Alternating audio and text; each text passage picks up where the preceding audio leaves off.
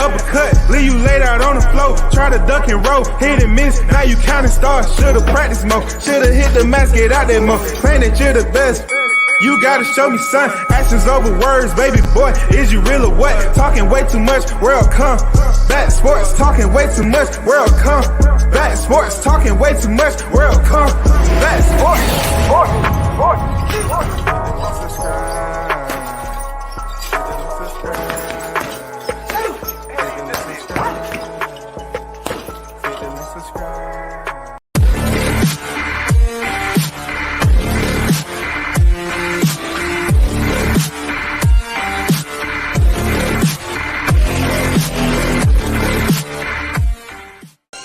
What up, it's your boy Roy Jones Jr. and right now you tuned into World Combat Sports.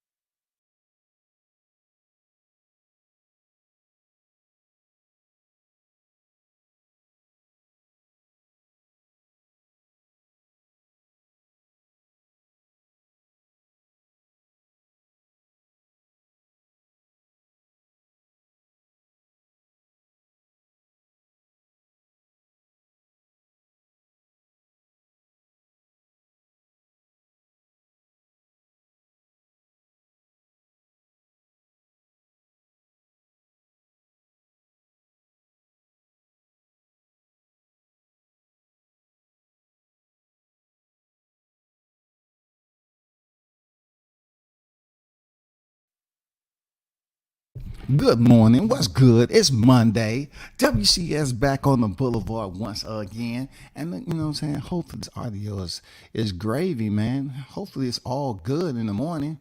But let's first address the attendance. First in the mother effing building. Big blunts and boxing. Big salute. Activate the like button on your way in. WCS, what's good? Mr. Pats on deck. What it do, Mr. Pads? Salute to everyone that's on deck. This is another hitter. Man, we got to bring back the man himself. The hardest hitter in professional boxing today. Just because he's not active as way he used to be when this trilogy was going on, he is still the hardest hitting, the most dangerous man in boxing. Pound for pound. Deontay, the bronze bomber Wilder, was on deck in Saudi Arabia. And I was like, there he is. You know what I'm saying? There go the champ. One of the longest reigning WBC heavyweight champions this era. You know, winning there for his 11th defense. We already know 10 successful defenses. We already know the losses that he has on his record came from the man that's in the thumbnail with him, Tyson Fury. We already understand prior to that loss, his first loss in the rematch, this man had laid every one of his opponents down. Laid them down, dust them off, broke them up. You know what I'm saying? That's what type of dude he is. Say what you want about him. He looks like this damn basketball player, that player, cricket player. The man can bang. Just think about it. Tyson Fury, 285, 290, being hit by someone the stature and physique of Deontay Wilder. Now, his physique is not a problem. He's always shredded and cut. But we're talking about mass. The mass of Tyson Fury versus the mass of Deontay Wilder. Incredible. Both of these guys, man, they had some wars. I'm not going to lie. Shout out to Shaw News, the Sauce Experience, a.k.a. Showtime Shaw on deck. Team Tucker in the building, man. Top of the morning to all. Salute WCS. Salute to you, brother. Salute to you. Dion Washington, Tuscaloosa on deck. All the way from Alabama. What's good with it? What is good with it? Samad, salute to you. Peace and blessings, beloved. Salute WCS. Salute to Samad on deck. So it's been a while since I spoke on Deontay Wilder because he came in here and he smoked Robert Helenius, which we knew that was going to happen. You know what I'm saying? But now the rumor mill is what it is about him potentially facing Francis Ngannou or whoever may be his next opponent. But what I liked was they were over there in that royal sand. It was star-studded. It was a lot of people over there in that royal sand. And the Bronze Bomber had his own garb, attire, custom made for him. You know what I'm saying? Looking like a black prince. You know what I'm saying? Looking like, he had oil over there too. He had oil reserves over there too, goddammit. I say, damn, that motherfucker on point, dog. You know what I'm saying? I will wear some shit like that. I ain't gonna lie, man. Make myself feel like I'm a prince for a day. Like, goddamn, nigga. Can I just get one oil well? Can I get one motherfucking oil reserve? That's it. I'm good for life. You know what I'm saying? I'm good. But he was over there. He did some media. And I want to just take you through a sequence to all my supporters on deck, man. One love to everyone supporting the channel as always. Always got to show support to the ones who rock out with the channel. Salute to y'all. So it was a sequence that happened where they had Deontay Wilder come to the mic. All right. Along beside Deontay Wilder on his right side was his strength and conditioning, Joey Scott. Also on the panel was the other commentators, and also on the far end was Larry Wade, who is also a strength and conditioning guy, who him and Joey Scott have somewhat of the same background, athletes, right? But they're currently actively training boxers, professional boxers. And they probably train amateur boxers too, strength and conditioning. But this is what I liked about that sequence. Deontay Wilder getting on there, speaking to the world again. Like I said, dressed in his man garb. Very, very classy. You know what I'm saying? Very, very classy. The attire was on point and representing where he was. He had the Bronze Bomber custom. When he was speaking, he couldn't let out too much information about who his next opponent would be, which that's boxing. I always tell you, man, I don't know why boxing could never talk about who's next, who's this, who's that. But they tried to pull it out of him, and he couldn't really let out too much of what he had going on. But what I did like was they finally got around to Joey Scott just a touch. You know what I'm saying? Joey Scott is someone who Deontay has all this trust in, man. You know what I'm saying? Joey Scott been there for a long period of time. Man, Deontay brought that dude up to the cameras with him. Who does that with a strength and conditioning? It's not many fighters do that. They don't care. You're a strength and conditioning coach. But Joey was able to get some shine. He was up there with a man that earned the heavyweight championship, that has genuine love for him, respect, brought him up to the camera. And I was hoping they let Joey speak, but they didn't. Somebody did acknowledge him being there, but not until Larry Wade picked up the mic. It was his turn to speak. And then he recognized, Joey Scott, right? To the point where they have the same occupation. They have the same line of work. You know what I'm saying? Their expertise is around the same line, different fighters. And even at that time, I appreciated how two black men, how Larry Wade reached out to Joey in that moment and attempted to get him some more exposure, while he was over there in Saudi. They didn't let him speak though. You know what I'm saying? He had the mic, but you know how it is, man. You know how it is with airtime and stuff. They didn't allow the man to speak.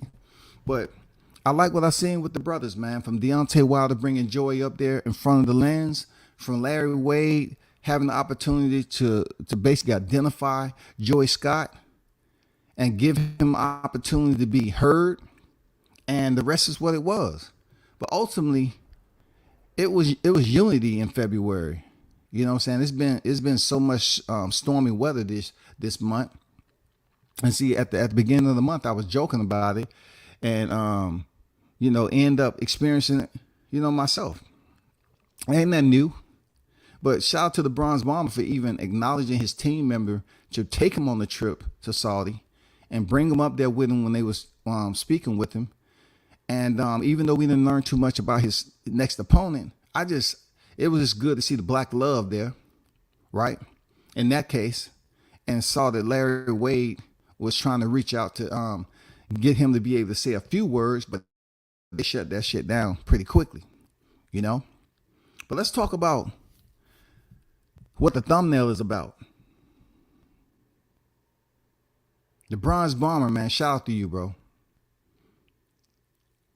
We may never have a personal relationship like that, but like I always tell people, salute to the Bronze Bomber. It was absolutely great to be in the presence of who I call my Muhammad Ali of this era. My Muhammad Ali. I'm older than Deontay Wilder, but the fact that he gave me exclusive content inside of Alabama state lines, outside of Alabama state lines, I will always be appreciative and, tell the brother I love him for that.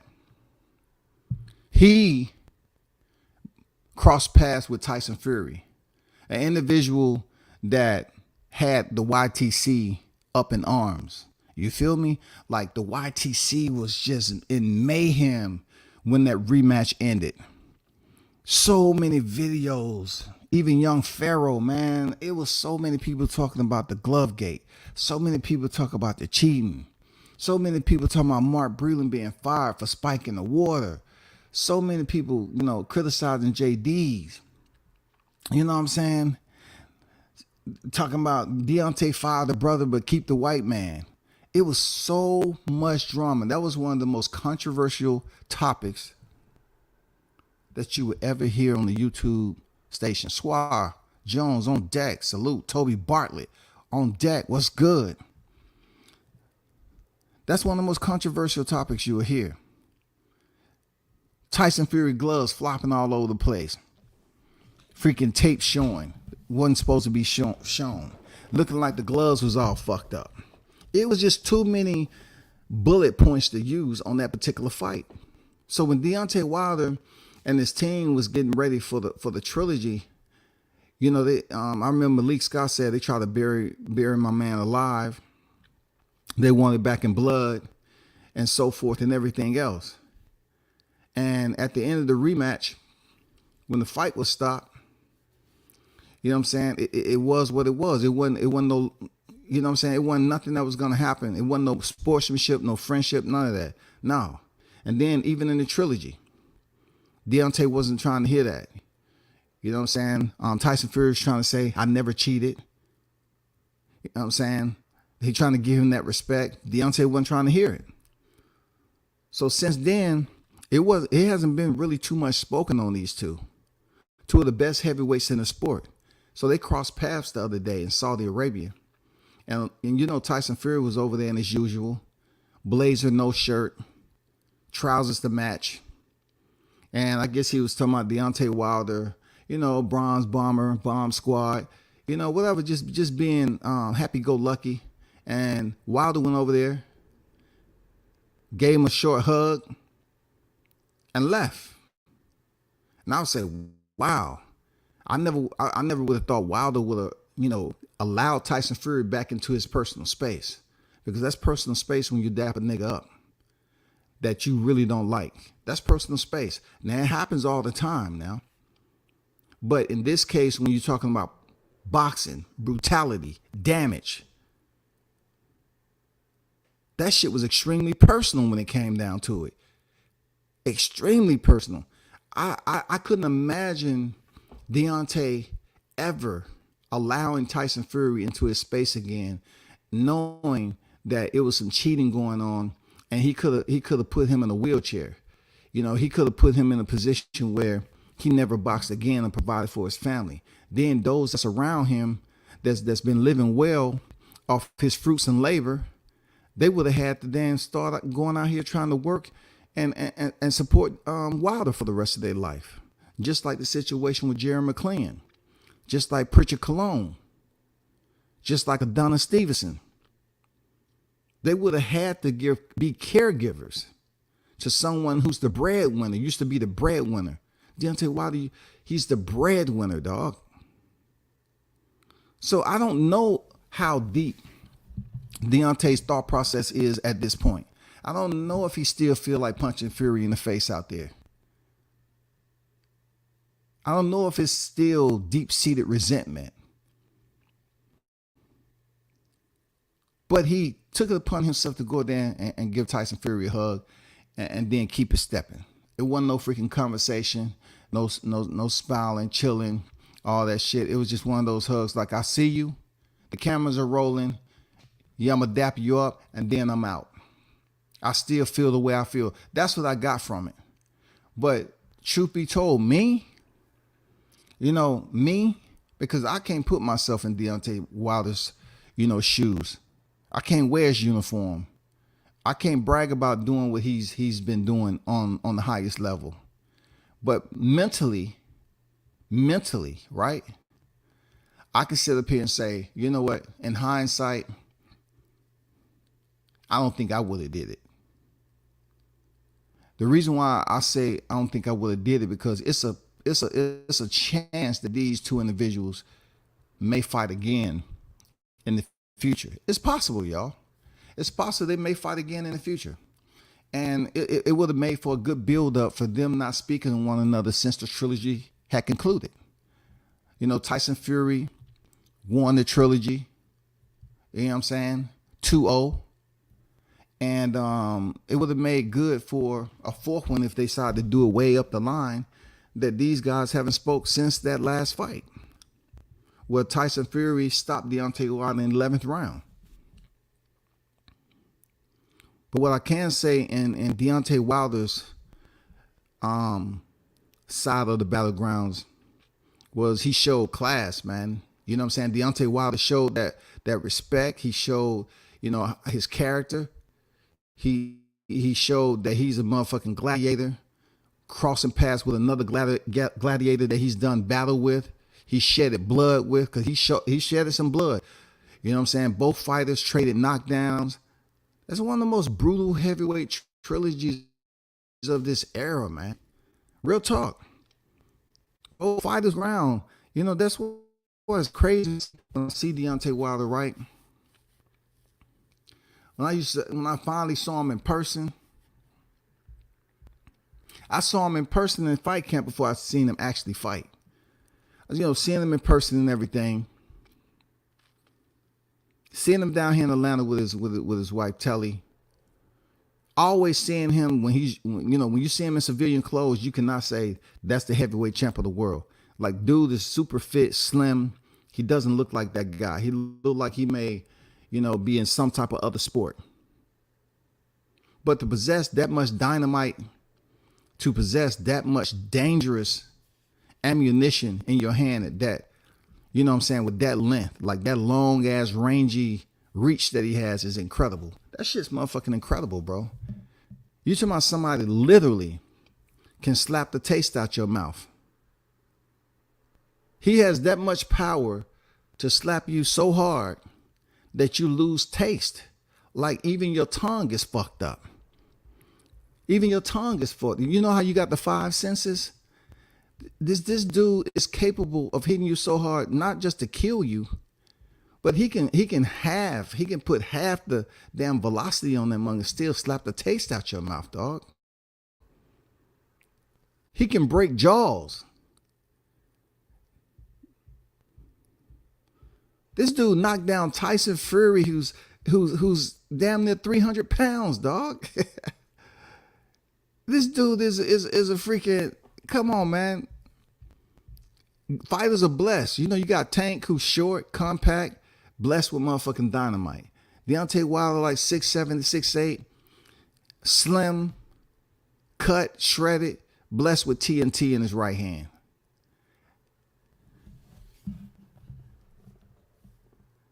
I'm just wondering, I know 78 did him and Deontay Wilder was chopping up earlier. Though I don't agree, nor do I communicate in good faith with 78 Sports.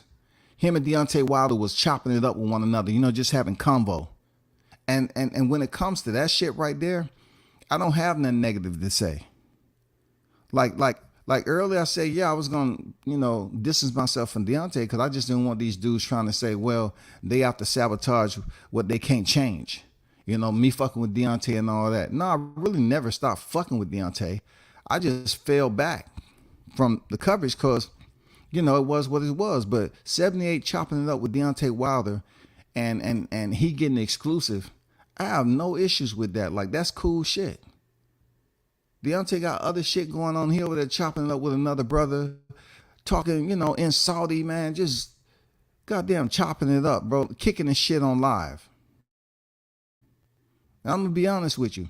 It'll be good that a lot more boxers do that. Just leisurely chopping it up, having a conversation, not an interview, just leisurely chopping it up, conversing with one another. And it's cordial, man. It's casual motherfucking conversation, bro. It's casual conversation. And he said some really good shit in there. Like, a lot of people that's around him that people criticize was day ones, right? But he said you can't bring everybody with you when you're growing, when you're moving up. You can't bring everybody with you. And you with everybody. You know what I'm saying? If you're going somewhere successfully and you got things going on, you can't bring everybody with you. It's just not meant to be. It's just not meant to be. And Wilder always talking that speak it, believe it, receive it. You know what I'm saying? Speak it, believe it, receive it. And I believe a lot of stuff he say, being he do have a lot of day one people with him. You know what I'm saying? For Joey, for Malik, his brother, Coach Cuz. He has a lot of day one people with him. Even Tay, man. Tay been around them for the longest of time. He has a lot of day one people that he rock with. It ain't nothing wrong with that. As long as everybody understands the union, respect, and loyalty. And that T word at the end, trust. You got to trust one another. So if all that is what it is, it's good to see a unit full of brothers rocking together. You know what I'm saying? Him putting these people in his video, his music video, taking them all the way to the Royal Sands to enjoy a whole different type of atmosphere and environment over there with other stars. I mean, that shit was good to see, bro. I ain't gonna lie. I wasn't too, you know what I'm saying? Like, when I seen him embrace Tyson Fury, I wasn't too enthusiastic about it. But I was like, that may have been something on his heart. Like I said before, he said, speak, believe, receive it. That might have been on his heart for quite some time. Like, damn, Tyson Fury did this. I know I'm going to see him again. This is how I'm going to act when I see him. Bruce Gas, Boxing Jazz, and more on deck. What they do, though? G, Andrew Charles on deck. What's good, Andrew? Good morning, everyone in the building. LAB, Lost Art of Boxing, Q in the building, man. The XO Factory on deck. What's good, OG? I'm listening, big bro. Everybody smash the like button. Appreciate you. XO Factory on deck. What's good? What's good? And get the likes up, like the chat, putting it out there. Get the likes up, man. If you subscribe, unsubscribe, and subscribe again, just so you can get in rhythm. You know what I'm saying? Subscribe it. Hey, you subscribe, unsubscribe, and subscribe again, man. So you can say, hey, tell a friend who know a friend. It's easy. It's easy. Unsubscribe and subscribe back. It's a matter of seconds, bro. You know what I'm saying? I can see it happen the other way around. W says, I wonder what some of those channels who had Wilder on think about this. And, that's something I haven't even got to. Good question. Mr. Pats, that's a very good question. In light of seeing these two embrace, briefly, okay? It wasn't like it was no, I miss you, man. It's much respect. We had 3 wars. Man, we made history. We made good money. No, it wasn't none of that. It was just like Deontay Wilder, dapped the man up as 2 gladiators, 2 warriors, 2 future Hall of Famers. And he walked away. But knowing who went through that era like I did with all the Deontay Wilder debates, all the hate, all the vitriol that was on YTC, I have to ask you this, just like Mr. Paz. I wonder what some of those channels who had Wilder on think about this. And what he's getting at is, back then it was all for those hardcore Wilder fans. They wouldn't dare co-sign anything like this. They wouldn't co-sign Tyson Fury being in the proximity of Deontay Wilder without criticizing him, because they were saying the man was a cheat. The man has cheated before, and he came back to the sport and cheated. So it was a lot of freaking denigration going on with the way Tyson Fury was and his character. But we can't deny it. He's the best heavyweight out there. We can't deny it, period. But that's besides the point. Channels that has had this man on who have advocated for Wilder, who have advocated in such a way that they was, talking about black man this, black man that. This is how I feel about my champ. They taking ownership, possession, because, Wilder was representing boxing, but he was representing black people first. Out of Tuscaloosa, he was representing us. You know what I'm saying? So a lot of these channels that was pro Wilder, pro black, was totally against any type of, union with him and Fury, especially after that rematch. What do they have to say about this? Mr. Paz asked the question, what do they have to say about this? Are you feeling it or are you not? Do you look at Deontay Wilder saying, he's gotten a little bit older now. The man has always shown that he was a warrior. He had heart. Always. He just happened to do it with somebody that made him go to levels that he hasn't been yet. Tyson Fury and Deontay Wilder took each other to levels that neither fighter has been yet. Did that mature Wilder? Did that mature Fury? I would have to say more so Wilder, because Wilder had, he had a piece of his life taken.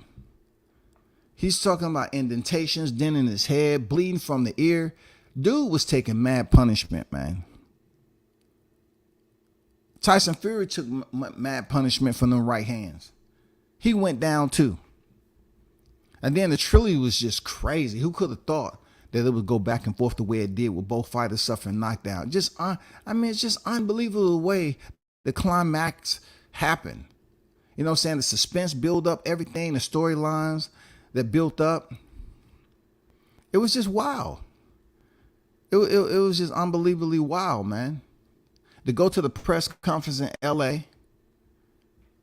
and to see Wilder, who is a very boisterous, no, I wouldn't say boisterous. Yeah, I'll say boisterous, when he just talking, outspoken individual, for him to just go mute, silent, and to have Malik Scott speak for him. I wasn't used to that. Especially seeing the first fight where him and Tyson Fury was talking so much shit. Then for him to go silent to the buildup of the Trilogy. You know what I'm saying? To go silent to the buildup. And Malik was talking to him. I kind of missed a lot of history right there. Like, I would have loved to get an interview with Deontay Wilder at that press conference, because it was accessible. Like, he would have been right there off stage, and you would have been able to get his thoughts on what he felt about the rematch. But like they always say, man, you have some situations that is so controversial that the fighter knows it's going to be asked over and over again. So it's two things. If you're talking to your PR, I know Shelly Finkel will probably, tell him, hey, don't talk too much about this. But Deontay, I'm gonna tell you, I'll tell anybody and everybody, he does what the fuck he want to do. I respect the shit out of Wilder. I've been there. I've been around the haters. He does what he wants to do. Even when people, hey, it's time to go. If he ain't finished down taking pictures with the freaking fans, he's gonna finish taking pictures with the fans and go and do what he's gonna do. Hey, champ, we gotta go over here. He continued with the interview. He continues with the freaking interview. Look at the receipts when we was in freaking Flatbush, when he opened up the store over there. Our last question. Boom. Somebody asked a question. Somebody else asked another question on top of that. Oh, we got to go. And then Deontay continue to answer and speak to his fans, man. That's a man who knows and understands who he is. Real talk. He shuts it down when he freaking feel like it. Not when Shelly Finkel or anybody else around him want to tell him, hey, champ, let's go. He do it when he wants to. And that's why I fuck with him, man. I don't give a damn what anybody else say. Like, that's one of the realest, man. That's the closest I get to Muhammad Ali in the era of boxing as an active heavyweight. I don't care what anybody else say. I'll rock with that picture until I'm in the grave. On more than one occasion, seeing how this man treat other human beings that he doesn't break bread with, that haven't been in his damn circle. Fans that want to do interviews with him. I seen him over there. I tell people all the time, I seen him in Alabama taking pictures and doing interviews until people was leaving the room. But I never thought I'll see him engaged with Tyson Fury, a man who he think tried to take his life, who tried to cheat and load gloves and try to take his life. I never thought I'd see Deontay Wilder shake that man's hand or touch gloves with him again. But when you get older, when you go through situations like that, especially in a combat sport, I don't know, man. A lot of shit may change you. You might go to a time of maturity. You might go through that, man. Like, you know what I'm saying? He might have just went through a trial where he grew from it. Tyson could have grown from it. But the one, in my opinion, that received the bad end of it, I didn't think Wilder would ever shake this man's hand again. I don't think so. I would have walked past Fury and gave him the head nod en route. You know what I'm saying? Just like we do. You ain't trying to damn get close to somebody because they'll stick up. You know what they do. They stick up and rob. They steal. You give them the head nod from a distance and keep it moving. And then turn back around just to see if you can damn keep an eye on them as they continue to go off into the distance. Because, dirty, slimy dudes was damn try to double back on your ass. You know what I'm saying? But, hey, Deontay, if you listening, man, hey, good conversation. Over there with 78 today.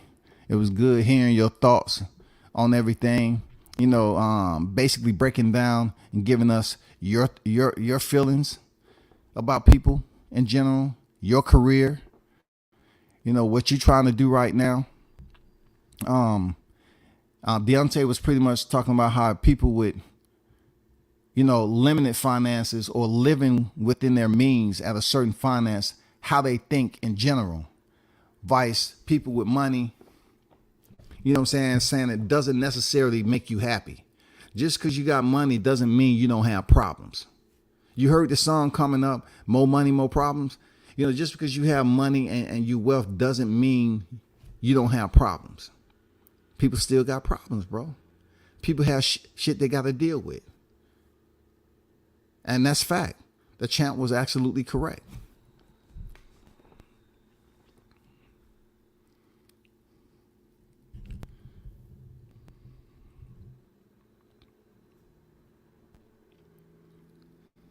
Debbie says, with your military background, what type of weapon would you associate Wilder's right hand?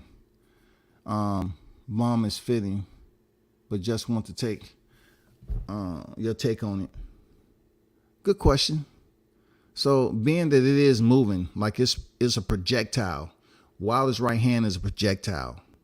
So a grenade is yeah, the shrapnel can be considered a projectile, but unless you have a grenade launcher, you have to pull the pin with your hand and just throw it. You know what I'm saying? It's not a part of your hands. You know, you just have to throw that. But when it comes to weapon, yeah, his hand absolutely is considered a high caliber weapon. And to be honest with you, it will have to be it'll have to go into a whole lot of freaking scientific, measurements and philosophy, because I don't know Deontay Wilder's punching power. What they call it? Pounds per pressure, pounds for pressure, whatever, pressure for pounds. How they measure that shit, I don't know. When it comes to how hard he can hit, and then comparing that to a freaking weapon, because I can say a 50 cal, 50 cal, the round of a 50 cal is bigger than your hand, and then when you fire it, it gives you that that belligerency that you're looking for. It gives you that kickback. You know what I'm saying? That 50 cal is a wild boy. You know what I'm saying? You squeeze that trigger, you're feeling different. I will have to put it close to a 50 cal, because anybody who get hit with a 50 cal, it's gonna do overkill. They're not gonna be recognizable. We're talking about a 50 cal hitting somebody in their chest. You're looking at a hole in their chest. It's a video online where it's in a foreign country, but the guy had this prisoner tied up with his hands behind his back on his knees, and he put a 50 cal behind his head and fired it, and you can literally see no head remaining, nothing that was on top of his shoulders. And that's extreme, absolutely. But the round of a 50 cal can do, man, so much damage, and that's a weapon that can be shoulder fired for the right person. Most of the people that you'll see firing a 50 cal is from a pod. You know what I'm saying? A pod, semi-prone position, a full prone position. And it does damage. From a human standpoint, I can't go overboard. I have to say a 50 cal, bro. Deontay Wilder's punching power with the length of his arm and all that, man. 50 cal, bro. You know what I'm saying? I fire some of the biggest weapons. That's the good thing about it. I fire some of the biggest weapons.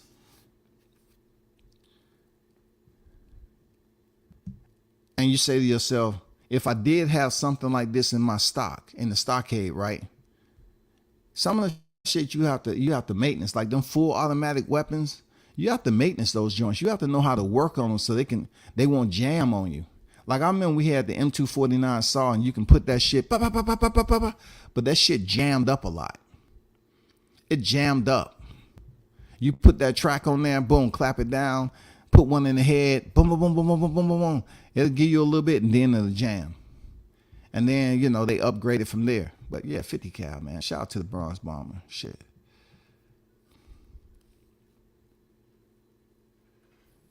Hey, what's up with the 9, man? Come on, man. Get the likes up, shawty. We got 28 in the building and 19 likes. There's a lot of people ear hustling like it's cool. What are y'all doing, shawty? Man, it's Monday. It's a new week. You're fresh. You healthy. You feel healthy. Y'all making a living for yourself. Feeling good. Internally.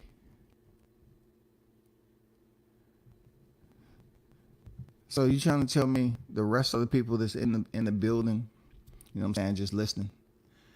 Internally, I think it took Wilder to another level for the good in his life. To feel invincible is not always a great thing. Man, that's real. That's real.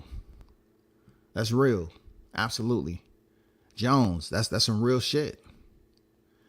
Because even those who feel invincible, they always have that moment where they're thinking like it has to be a higher power up there. You know, it has to be someone stronger. Who is it? I haven't ran into him. You know what I'm saying? That's what they say. If you like Wilder and you done laid out all your opponents in your career, that's what you're used to. It ain't no faking to it. It ain't no cheating to it. He legitimately has God-gifted innate ability to knock another human being that may be bigger than him out. Cold, convulsing, shaking, percolating. When you get to the point where nobody's, put you down like that in that predicament, put you out like Tyson Fury did. You know what I'm saying? You never know what it's like. You never know what it's like, shawty. But he found out. But when I say Deontay found out, Deontay was accepting the challenge, man. Who in their right mind is going to take that amount of punishment he was taking with Tyson Fury before Mark Breland threw in the towel? Knowing, I even knew this, that he wanted to go out on his own. He wanted to go out on the shell. So when that towel came over the rope, for me, it just seems like it was in slow motion, y'all. I just wish I could have been there taking snapshots, because I would have definitely loved to get that towel coming over the top rope. Because, see, that towel changed history. Mark Breland throwing in that towel, though it doesn't have a brain of his own, it was a purpose to it. You know what I'm saying? It's within the policies. It's within the boxing policies. It's within the guidelines, you know what I'm saying, that someone can absolutely influence the process of a fight by throwing in the towel. That towel, it didn't have a mind of its own. It was just an object, a legal object that can be thrown in from either team to influence the fight, to influence the result of the fight. You don't throw a towel in to start the fight. A towel is only thrown in to end, to resolve, to consummate. And when that towel came in that motherfucker, bro, I knew Deontay Wilder's team would change forever.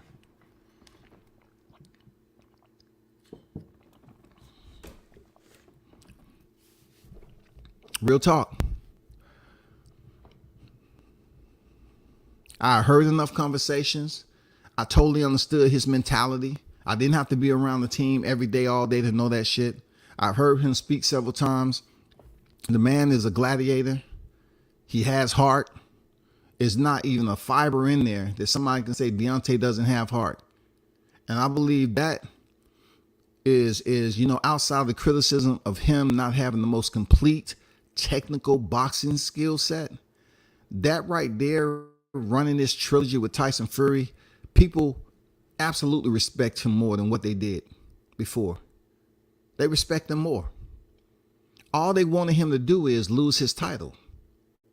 I'm talking about to the naysayers and bystanders, the onlookers who wasn't on Team Wilder. They wanted him to lose the title because they felt he wasn't a likable guy. They didn't fit the freaking, the popular mold back then. But Tyson Fury, the cheat, the drug addict, he fit the mold. It's not that they was really fucking with Fury. It's just they didn't like Wilder for some reason. They just didn't like him. But when that tower came over the motherfucking ropes and Breland threw that shit, I said, oh my God, it's going to be a long flight home, shawty. Because that man was still fighting on his feet. I couldn't tell you if he wouldn't have scored another knockdown. It's possible he could have scored another knockdown. It's potential that Tyson Fury could have continued his onslaught. I can't prognosticate in hindsight. It's impossible because prognostication doesn't deal with predicting something that's already happened. So I couldn't figure it. I wouldn't be able to tell you. I couldn't figure it out. All I know is I always considered Wilder to be a motherfucking warrior. And he was still fighting when he was taking punishment, bleeding out his fucking ear before Kenny Bailey stopped the fight. Even when Bailey stepped to him and stopped the fight, he said, "No, man, what the fuck you doing? Fuck that." Man, you know, he was pretty much pleading with him. "No, I'm good. I want to fight to the end, man. I'm not on my shield. I'm not unconscious yet." And then Bayless was trying to tell him, "No, they threw in the towel." Wilder directly went over there to Breland, and Breland was trying to explain why he threw in the towel to a motherfucking monster, bro. You still catching this man at the height of his adrenaline. He's nowhere close. He's in the war. He's in the heat. He's bloody, battered. Mark is up there trying to explain to Wilder, man, why he threw in the towel and went against his wishes. He said, "No, I'm going out on my shield." Bro, why did you throw in the towel? Man, Breland was up there looking like a little child, man, trying to explain to a warrior that was in the heat of battle.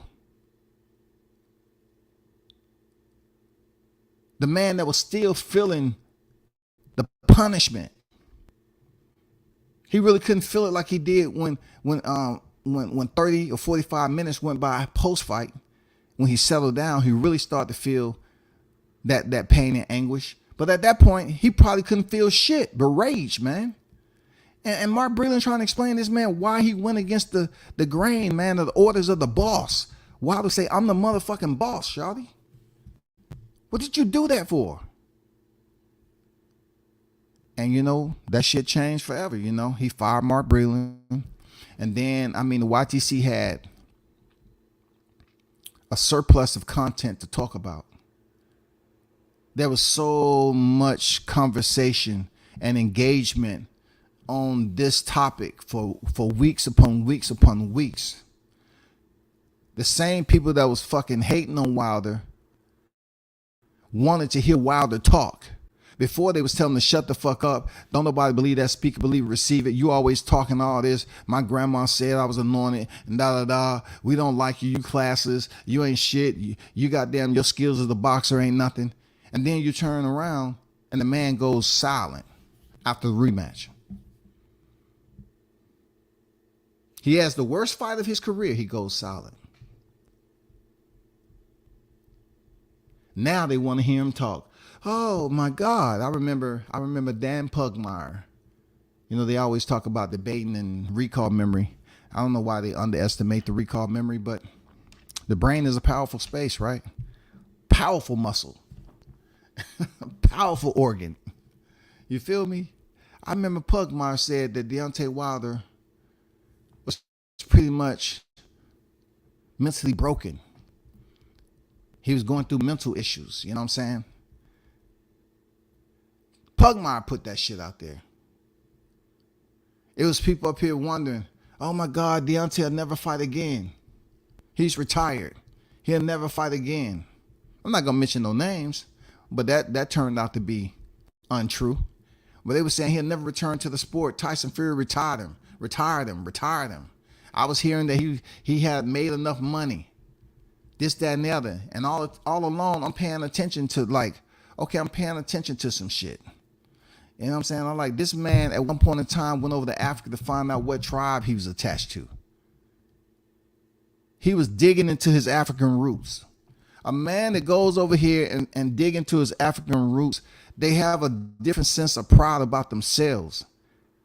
They're not going to allow somebody like Tyson Fury to have the last say, especially when they're providing support and they're the breadwinner. They're providing generational wealth, everything else from their family. They're not going to allow somebody like Fury, who a lot of people consider a scumbag, a cheater, to dictate his final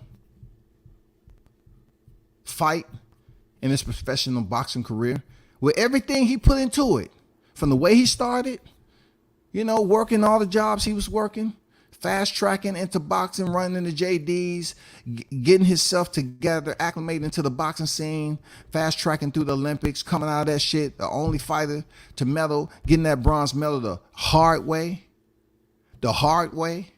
and then starting his professional career, and the rest is what it is. You feel me?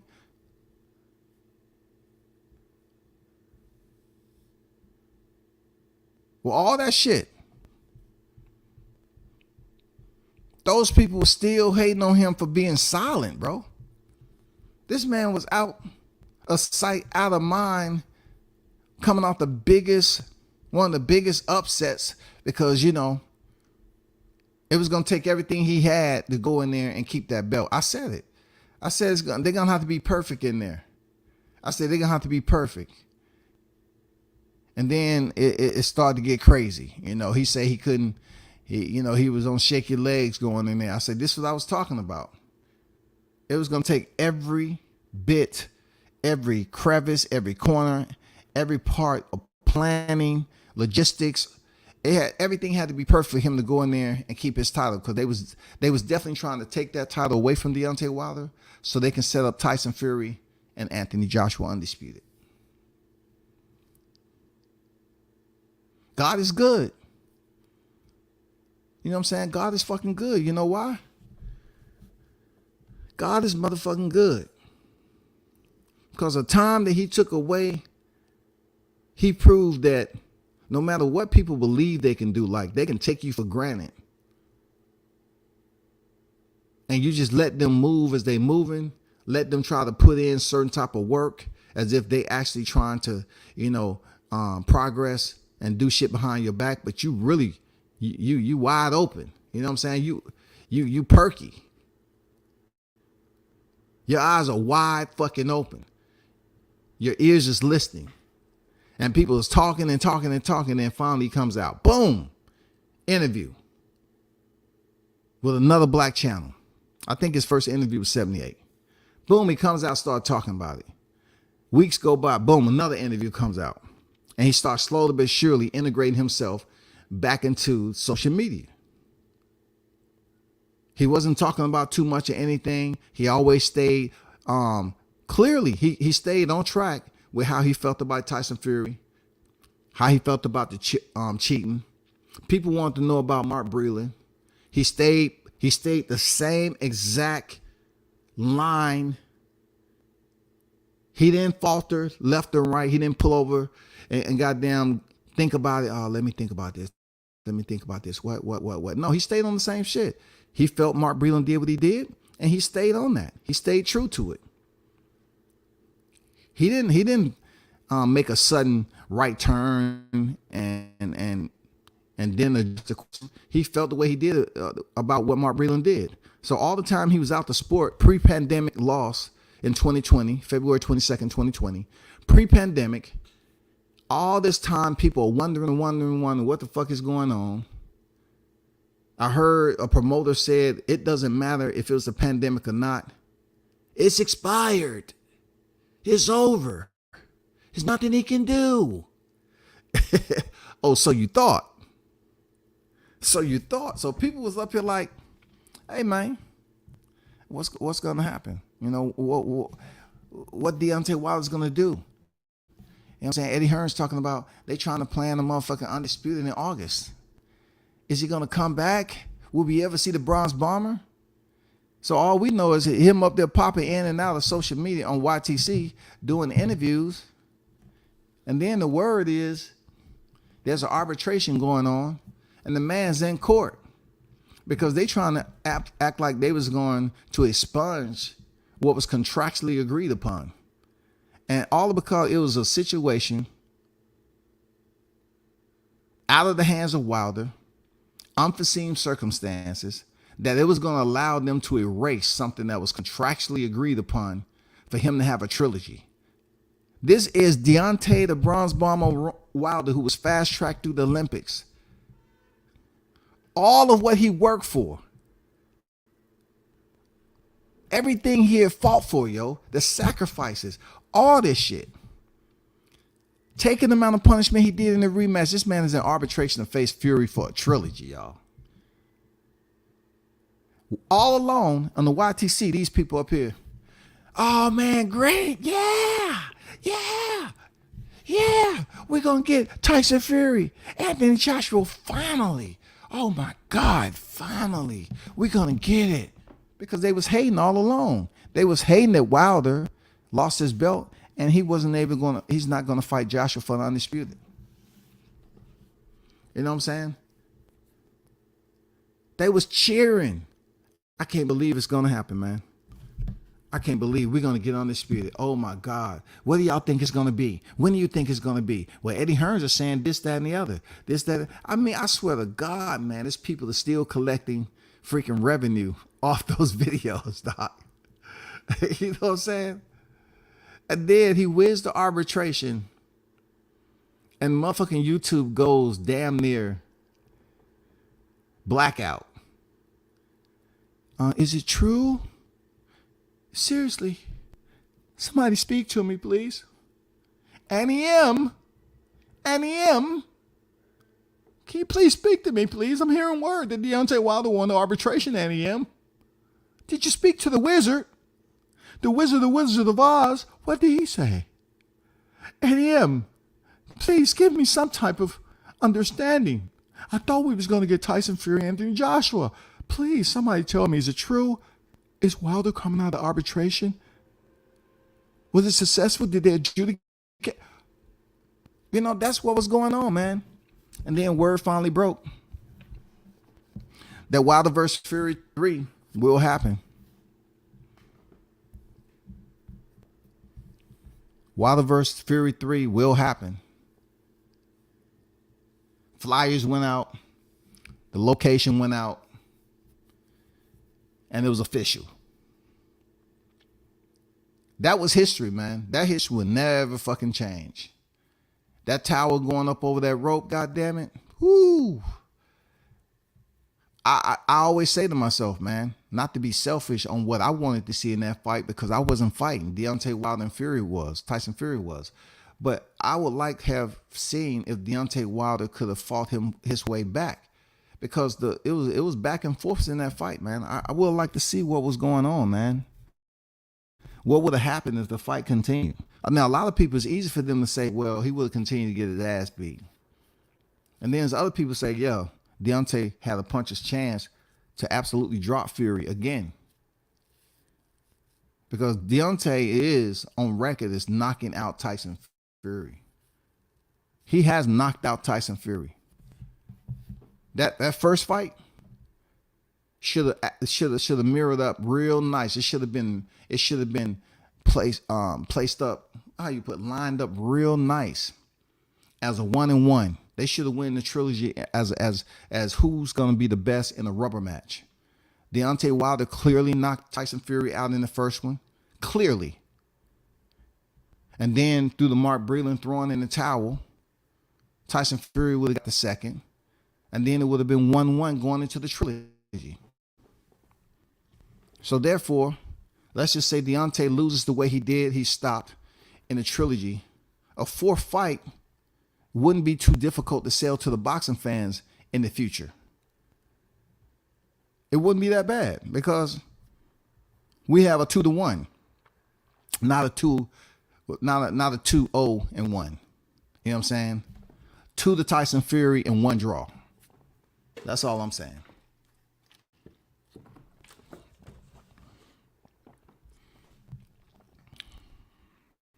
Shout out to True Media Today. USA Boxing. What's good with it, coach? And this, you know, this is not a live stream to basically go back to preschool on this topic. If you're in here talking about Tyson Fury and what you believed he won every round, cool. But that's not what type of line I'm on today. You know what I'm saying? That's not my topic barometer right now. That's old shit. I'm just going through like a brief timeline, a synopsis to kind of give an overview on what I think about where he at right now, leading up to him crossing paths with Tyson Fury. I just thought he'd never do it. And then I was just giving a brief summation of the history and everything. You saying that whoever won this and that, that's irrelevant. Both of those guys go down in history for their trilogy. Thanks to Deontay Wilder allowing Tyson Fury to even share the ring with him after coming off a hiatus of being a cheater, never defending his belts.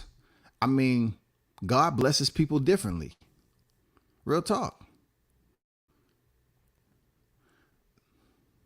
The actual third fight was amazing, but I couldn't appreciate it until I rewatched it because the build up in the third fight for me was shit. Yeah, it was a lot of, a lack of promotion. Wasn't too much talking the way it was in the first fight. The first fight was just out of control with trash talking back and forth. I mean, the verbal jousting was crazy, man. You know what I'm saying? It was just back and forth, back and forth. Every time you turned around, man, they was talking shit to one another. That's boxing promo. That's the way it should be. That's a sign of strength in oneself, knowledge of self, and a man who's comfortable in himself. Serious lesson of character. Absolutely, bro. That nigga let go of his wife and hand to hug that nigga. See, that's LAB. See, some people gonna think like LAB is thinking. You know what I'm saying? Me myself, I couldn't have been at that point right then to do what exactly? I know it's good to forgive. I know Deontay speaks about, speaking things into existence, but as human beings, we all have different type of feelings, on certain situations. I don't think I would, in that case, me and him both being fighters, and you could have taken me away or prevented me from carrying on with my career because now I'm a vegetable. I wouldn't have shook no hands, man, and did none of that shit. I would, if anything, I would have just gave the head nod and kept it moving. And the cameras would have picked that shit up. Oh, no shaking of hands. Deontay Wilder keeps moving. He didn't want no part of Fury. He's still feeling that bitterness of them fighting a trilogy and the potential of Tyson Fury cheating and everything else that went on. You know what I'm saying? Shit. Spike water. Lost art. Could you see Fury having the class to do the same? I don't. Fury is a gypsy, man. They some different individuals. Would Fury would have came over there? Possible. Because Fury likes to be seen. You know what I'm saying? Yeah. Pounds per square inch. There you go.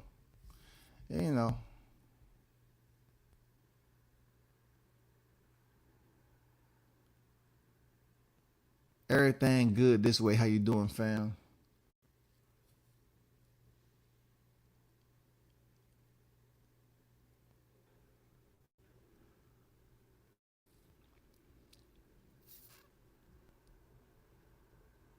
He was a little late with the towel in that fight, in my opinion. That's a super fat Wilder his heart. Wilder was on his Apollo Creed and Rocky. It wasn't easy watching Wilder battered and bleeding and stumbling around the ring. I had seen enough. I was calling for the towel to be thrown. I don't know. You have to believe in your fighter that. You have to believe in your fighter on how tough you believe they are. I mean, let me back up. If you're around your fighter enough, it's just sometimes conversation you will have. Like if Deontay Wilder told me that if anything, let's just say I'm in Mark Breland, anything happen, I want to go out on my shield. Allow me to fight to the death. Allow me to fight to the end. That's what I want. Okay, that's what I want. I'm the boss. I'm writing the checks. That's what I want. You understand? I can understand if it gets to a point where that same person that was just communicating with you, they're not coherent enough. They're hurt. They're dazed. They're dizzy. Well, guess what? Why they didn't throw in the towel when Luis Ortiz in the 7th round was battering Wilder for 42 seconds straight? Why wasn't the towel thrown in then? Because he wasn't bleeding out the ear? You know what I'm saying? Like Deontay survived Luis Ortiz, in my opinion, who was battering Deontay Wilder in that window, much worse than Tyson Fury. Tyson Fury had worked that, punishment up to that point. That he was battering Deontay up to that point. But I'm saying when you want to talk about a window that come out of nowhere, that punch landed, and all the heavy punches that came after it that Deontay Wilder took, he was buzzed, bro. He was buzzed. But his corner had to sit there and let him weather the fucking storm and pay attention to the clock. Said breathing spiked his water. And what's the crazy part about it, right? Is that I spoke with the man's son.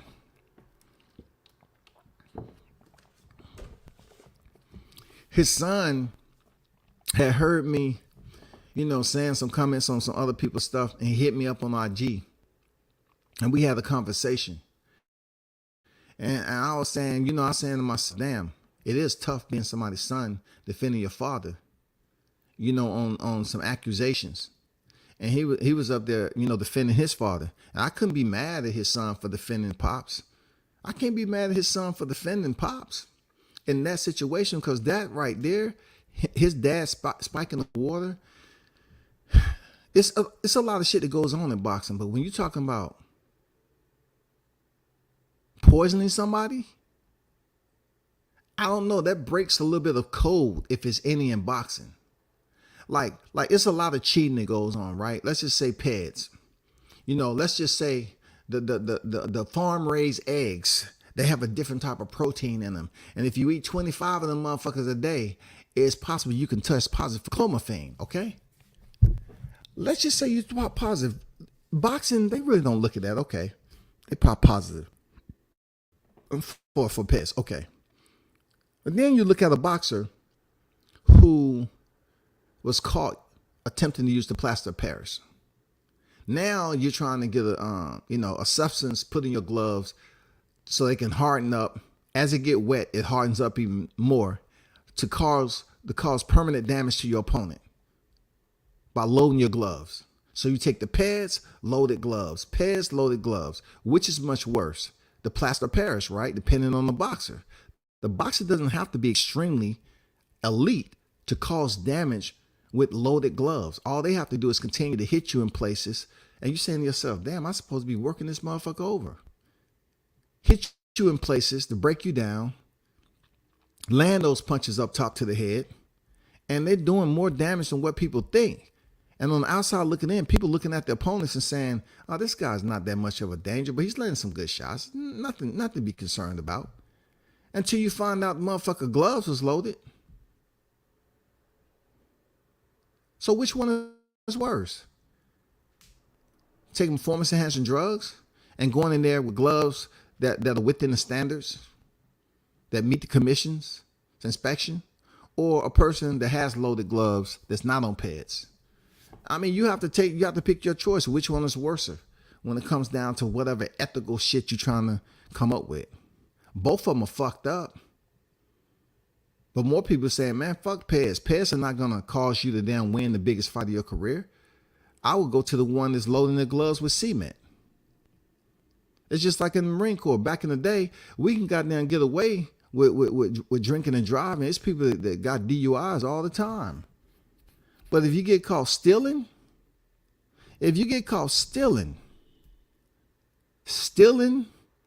and lying, you would get punished more for that shit than you would getting a DUI. They would rather you, if you got the DUI, and say, you know what, that was me. I'm guilty of drinking while driving. I'm guilty. Then you turn back around, you say, you get a person that said, nah, that ain't me, man. But what you wouldn't, nah, I ain't had nothing to drink. And then they get with your partners and they start, dropping dimes and say, yeah, they was drinking too. Okay, get them back in here. Now they ain't talking to your ass with no damn options. Now they gonna fry your motherfucking ass because you lied about something simple. They'd rather you go in there and be honorable and say, yeah, I was drinking. I made a poor decision. I know better than that. I apologize. And I'm willing to take any punishment you give me. Inside, you don't want that shit. But you saying it out your mouth. They say, okay, I can respect what you said. Instead of taking your rank, instead of basically doing this, and this, I'm going to put you on restriction and give you a page 11 or something like that. God is good. While the publicly endorsing the conspiracies was a bad PR move, he should have left that to the supporters, because when it came out of Wilder's mouth, it completely changed the energy around the fight. I absolutely see your point of view there, Andrew. I do. I see where you're coming from for Wilder's standpoint, but you have to understand, it's been people that changed history that spoke up. I think it's good to speak up when it's right. I believe it's good to speak up even when it's talking about something that's terrible. You know what I'm saying? Even when it deals with the person themselves, if it's terrible and you speak up about it, you have to speak up in a way that you're living by the standard, your beliefs that you're speaking. You're expressing your beliefs. This is your truth. I believe this, even though it's fucked up. This is what I believe. I believe Breland did this, this, and this. That's what he believed. That's what somebody told him. I don't know how it all came about. But it was more so better for Wilder to address the issue, because if he didn't, Andrew, they would have kept asking him about it. What we're hearing about the spite in the water, You're never going to talk about it? Bro, you have to talk about it. You have to let us know what the fuck is up. You know what I'm saying? He should have left that up to supporters. I don't know what supporters, man, because people were wishy-washy. You know, you have the people that don't support and the people do support. Who are we going to listen to about Deontay Wilder in that spite in the water? We got to listen to him. We have to listen to why he feel the way he do. He never changed up on that shit. Now, does he still feel the same way? I don't fucking know if he still feels the same way about that. All I know is that shit was on the headlines, man, like a rash. That shit was motherfucking inflamed. It inflamed the YTC. That shit was itching up this motherfucker. Every time you turn around, somebody was trying to scratch it. They was talking about spiting the water. Motherfucking loaded gloves. Wilder cheating. The damage that he did. Man, it was everywhere, bro. The only person that can really talk about it was Wilder. That's it. When you lose, the lights come on and all the roaches scatter out your life. Can't see them while you winning. Square biz. Yeah, man. I see where you definitely coming with that. But if you're going to use a roach, bro, you got to look at it this way too, because I always use my imagination, you know what I'm saying? And no knock on you, Jones. But, you know, when you winning, you're supposed to be in the light there, Jones. You're supposed to be in the brightest stage of your life. So if you in the light and people seeing you all the time, them roaches going to be there even in the light, Jones. They're going to be there. They're going to be there. It's just when you lose and the lights go dim a little bit, those roaches are going to go to another spot. They're going to say, man, I'm done here. I was waiting for him. He ain't going to be able to eat that fine ass dining that they was getting for. You know, he's not even champion no more. I'm trying to go to a motherfucking spot where when they drop them morsels on the floor, shit, we can goddamn get together, teamwork, and pull that shit into the wall or behind the fridge and eat like a champ. We can eat like a king. But really, if you're on top of the world, bro, you in the lights. You see the roaches. You see the motherfucking roaches, bro. Maybe what you should have said is the snakes. Because the truth be told, a lot of snakes, when the light is on, they don't fucking move like that. The snakes be damn holding spot one. You know, man, they be always trying to creep when the lights are out a little bit. When the lights are down, they be trying to creep and damn maneuver from spot to spot, man. You know, snakes move in the light sometime, but it's the ones you can't see, bro. When they finally up on your ass, you know, they've been there the whole time. They just been plotting and plotting. They finally unsquirm their way up to a position where they can cause damage, man. If that's how he felt, that's how he felt. You know what I find so distasteful with a lot of YTC channels is the absolute flat out lies and pure crab in the barrel mentality that's displayed in the community. Let me see where I'm at with that over here.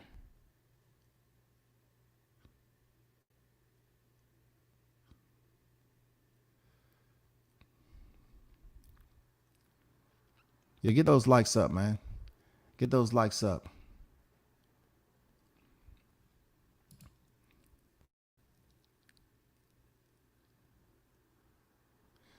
I mean, I'm curious to know. Let me see, bro, 33 people in the building, only 20 likes. Come on, man. Yeah, talk to them, man. Because they already know what it is with WCS.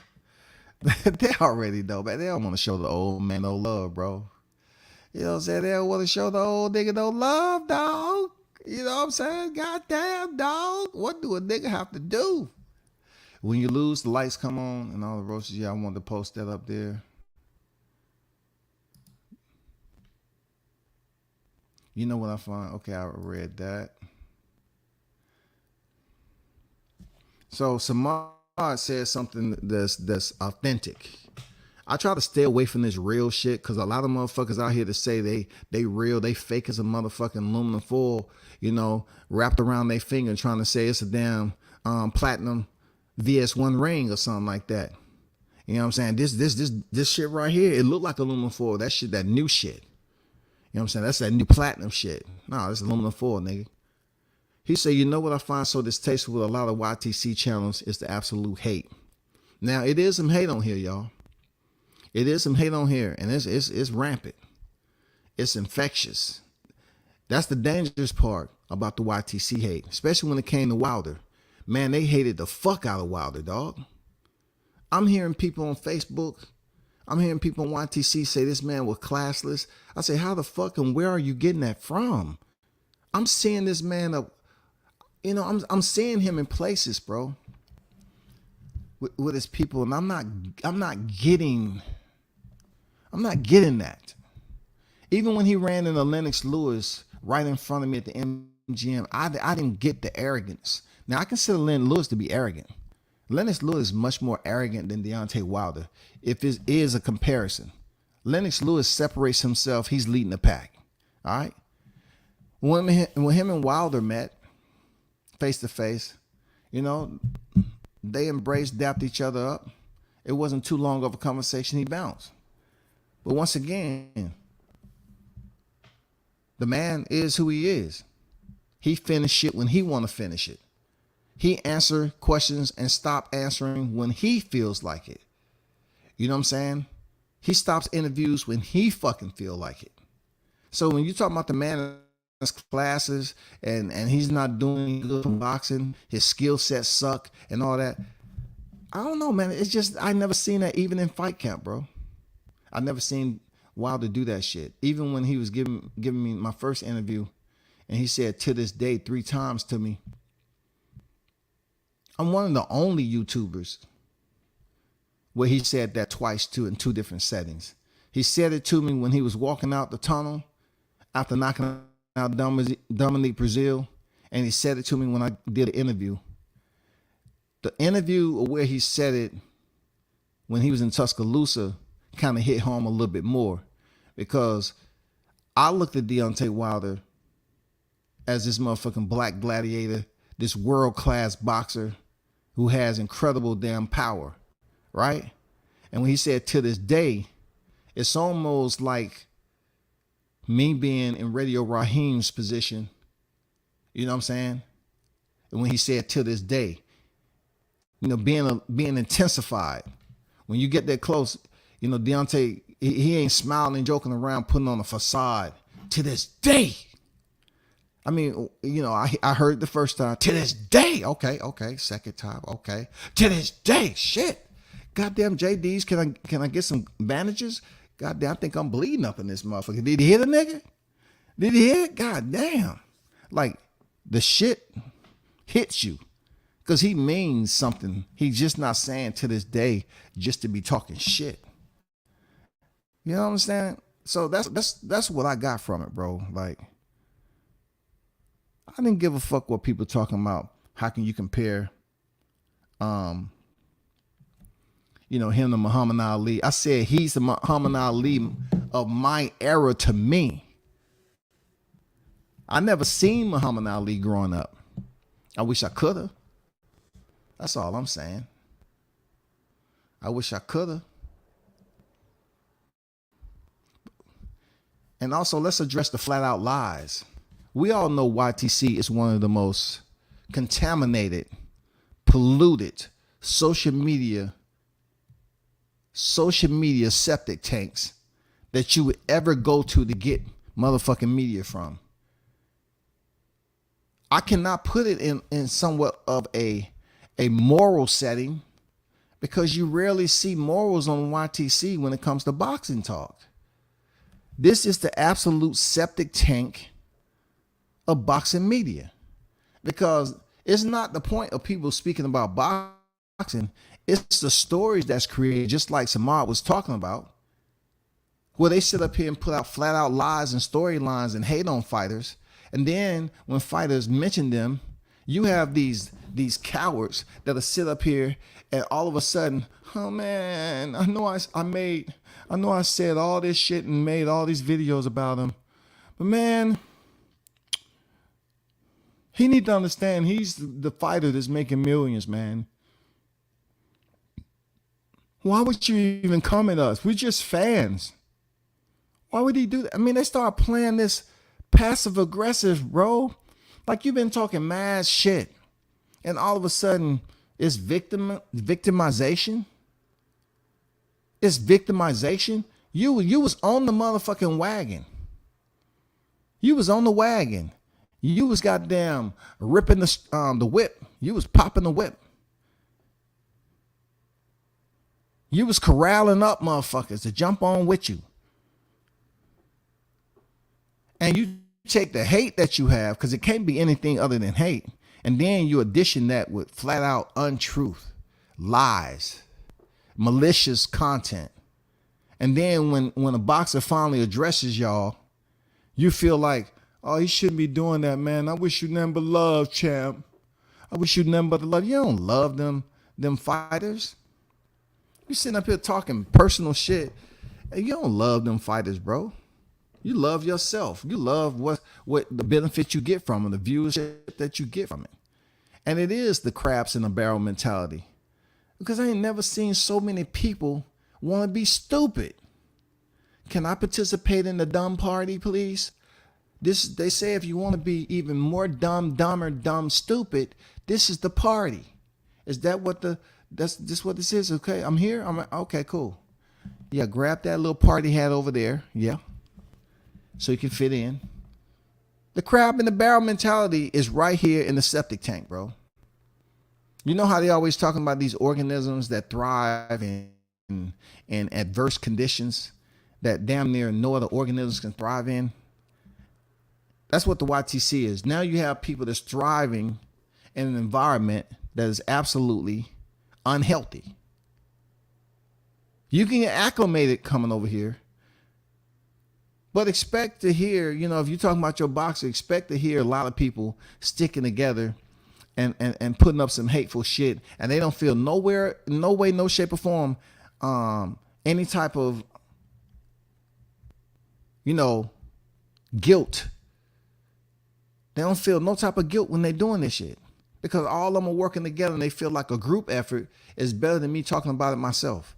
So a group effort, I got a whole lot of motherfuckers talking shit. I feel good about it. Yeah, talk that shit. He ain't shit. He ain't shit. Yeah, yeah. Crab in the bucket mentality, bro. And it's a lot of blacks. There's a lot of my people that's doing it.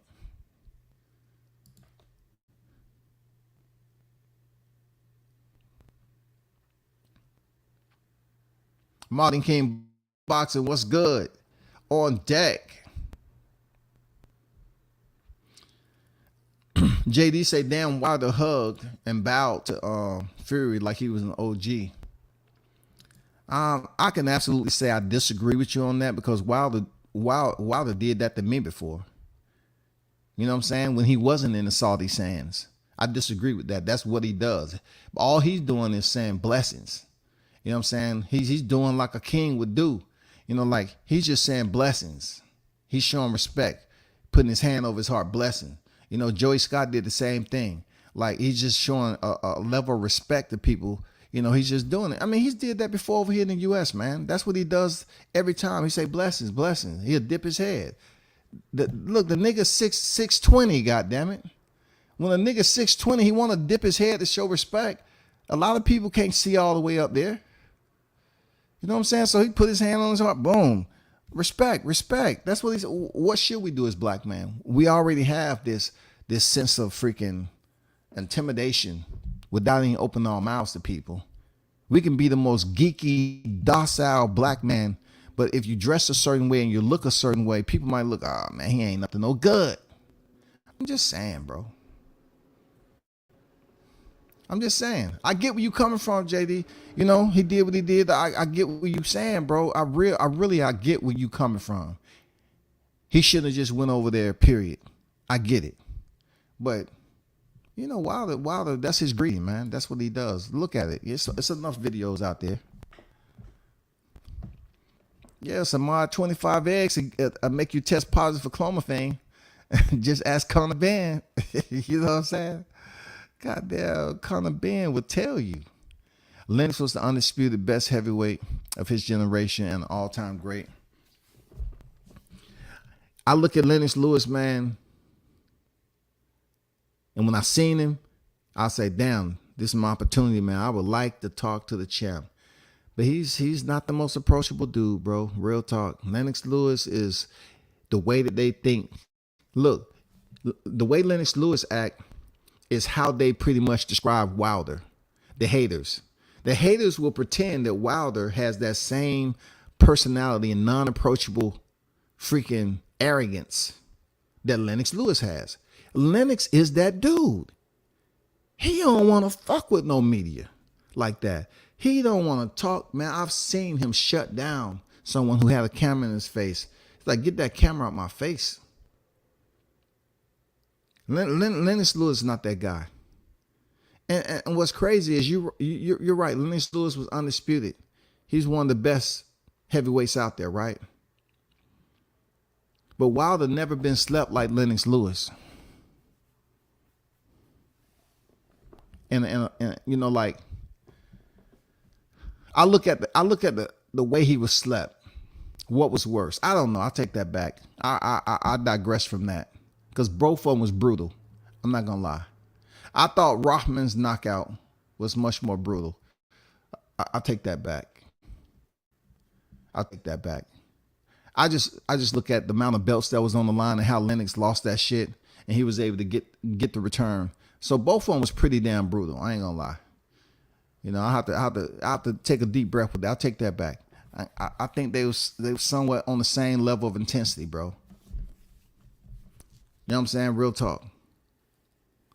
The finish barometer, yeah, it was pretty brutal.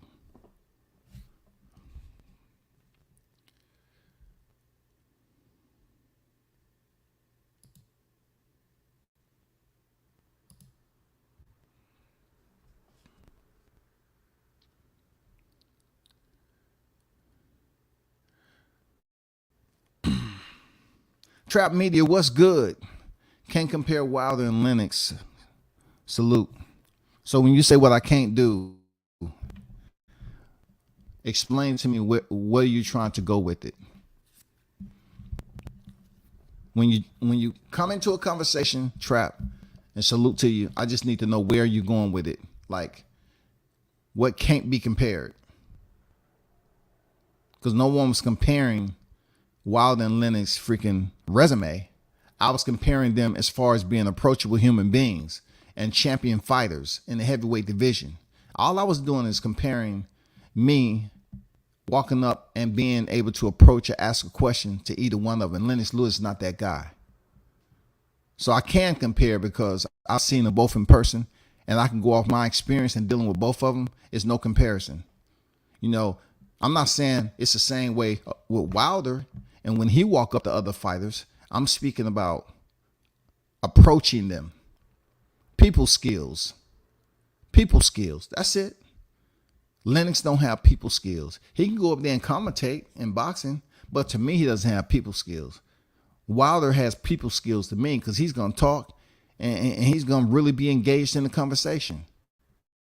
He's not going to be up there looking off into the distance while you asking him questions like, yeah, you're right about that. Anything else you got to say? Okay. You asking about what again? Yeah. So what you were saying earlier about, I have something in the works, like, at the end of the year or whatever. I'm thinking about buying another freaking car or whatever. But you asked me about my opponent, right? Yeah, he never gives you that. He's actually looking at you, engaged in what you have to say, giving you the answers that you want, and keep it moving. I did not talk about careers. And then when people say what we can't do, well, you also have to look at the fact that Wilder, even though he held that WBC strap, that is one of the most coveted championship straps you can have in boxing. And also the amount of time that he was reigning defending WBC heavyweight world champ was over a 5-year tenure. So that's commendable. That's commendable. Not to mention also that all of his opponents have been on that canvas.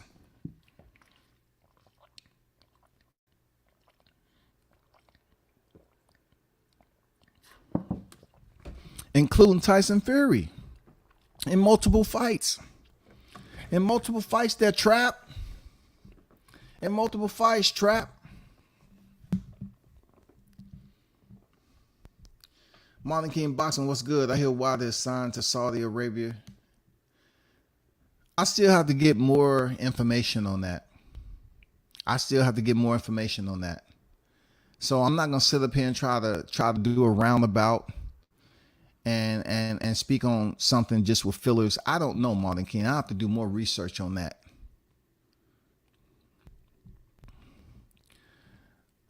Trap says Lennox may be that way because he's more accomplished. Well, I can look at it this way. It's been plenty of other fighters that I spoke to that's just as accomplished and didn't have that arrogance about them.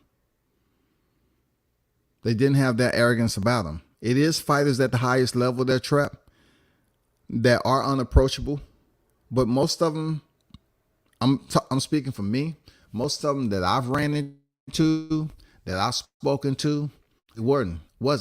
You know what I'm saying? Speaking to the Roy Jones, you know what I'm saying? Shout out to Roy Jones Jr., RJJ. You know what I'm saying? Who else is up there multi-division? Even Adrian Broner. Man. Shout out to AB. Leo Santa Cruz. Who else did I speak to that got some chips under their belt? You know, Terrence Bud Crawford, of course, pound for pound king. He's not arrogant and stuck up like that. Who else? Never really ran into Joshua like that. Usyk. Alexander Usyk. He's a unified champion. 2 division world champion. Undisputed cruiserweight and heavyweight. He wasn't like that. Dude was absolutely Kuzma motherfucking fan on Sunday. He wasn't like Lennox Lewis, bro. But this is not about Lennox. This is about damn bronze bomber. I got to stay on topic.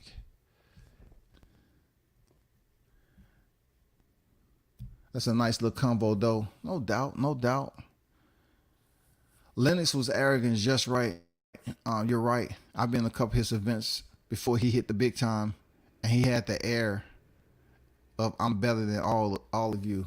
Yeah, Lennox is, he's not much of a talker, but I'll say this about grown ass fucking men that's egotistical, especially if they understand who they are. They're alphas. They freaking, you know what I'm saying? They participate in a very full contact sport. They have the right to be that way. I don't think you have the right to treat people like shit, like if they're subordinates. But I look at like Lennox is, you are a celebrity. You are a world-class prize fighter at one time in your heyday. So if people are attracted to you to come up and try to actually, speak or make connection or contact with you, why prevent it from happening? And you know why they're there. They're there for a fucking reason. They want to reach out and have a moment with you. They want to know who you are. They want to hear you speak. They want to hear you acknowledge them, bro. They want to hear you acknowledge them. They want to get to know a little bit about you. Even Tyson Fury. Tyson Fury, man, when I ran into him, it was just me and him and his damn cousin next to me. His cousin looked like he was all about the smoke, but I was like, I'm gonna ask my fucking questions. And that's when I talked to him about what I talked to him in LA after leaving the press conference. I didn't go up there when everybody had flocked over to Tyson Fury. I stayed there. See, people can talk about whatever they want to say about you because they don't know areas. They haven't experienced certain situations. But when all these other medias was over there in front of Tyson Fury's face in LA, I still stood over there and talked to Malik. I don't know Malik. Really never had a conversation with him besides him talking about Wilder and him answering questions when Wilder wasn't speaking to the media. Did I feel some type of way about Wilder not speaking to the media? I would tell you like this. If you look back at my lives, I say, you know what? If I was Wilder coming back off a loss pre-pandemic, hearing what these people were saying about me, I would say, fuck you all day, every day. I wouldn't goddamn say shit to the damn media. I said it. I'm speaking for me, myself. Like, if y'all didn't appreciate the work that I put in by actually fighting Fury, first of all, defending my title again after a draw, going back in there, fighting what is considered one of the best heavyweights.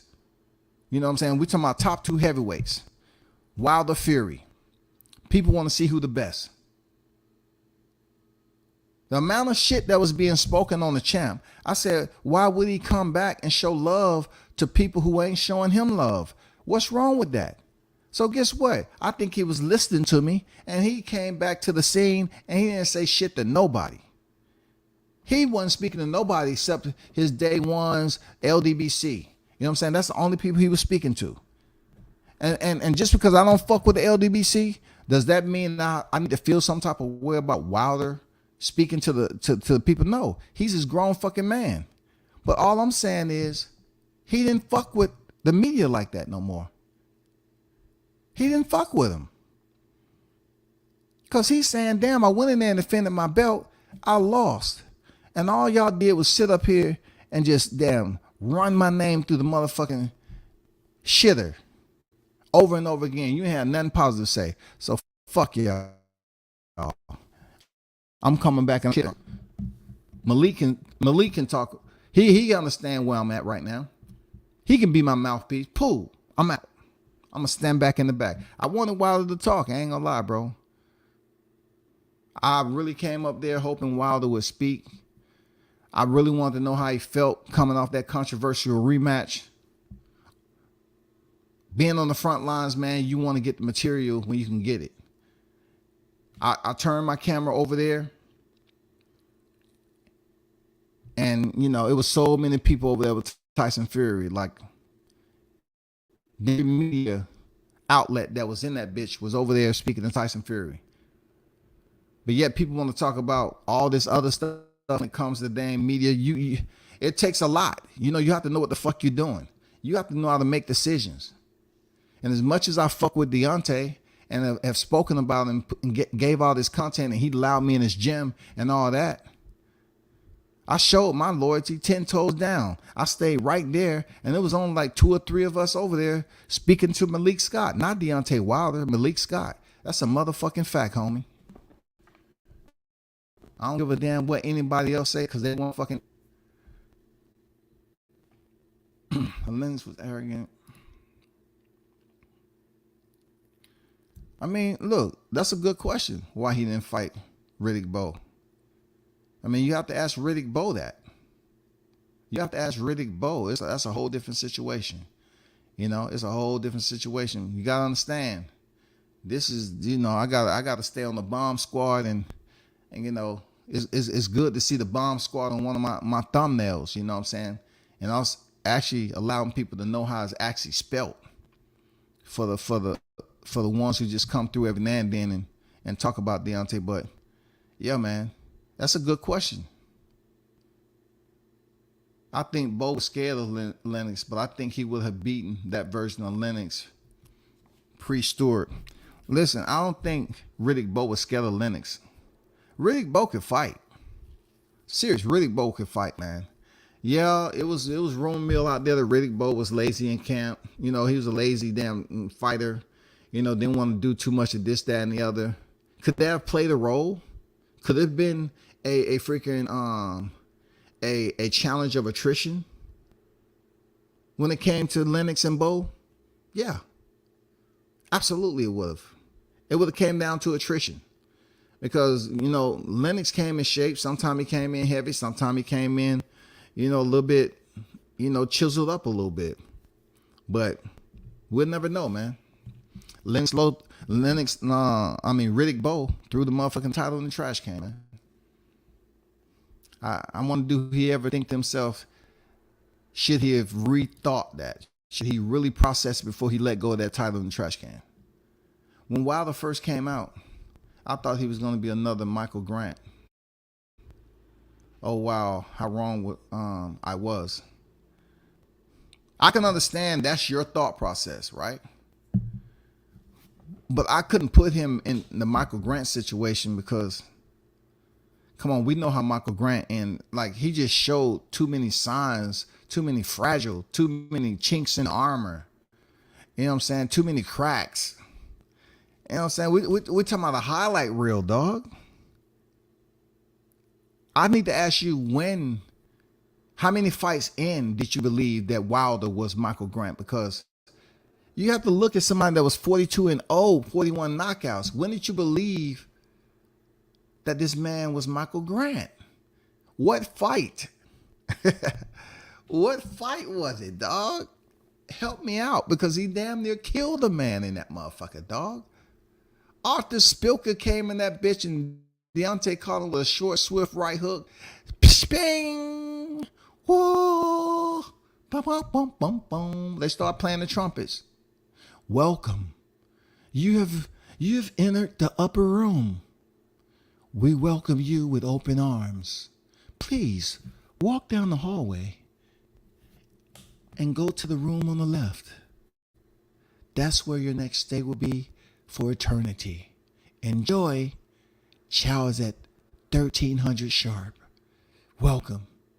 And don't hesitate to communicate with other people you may see up there. Hey, this is where you at.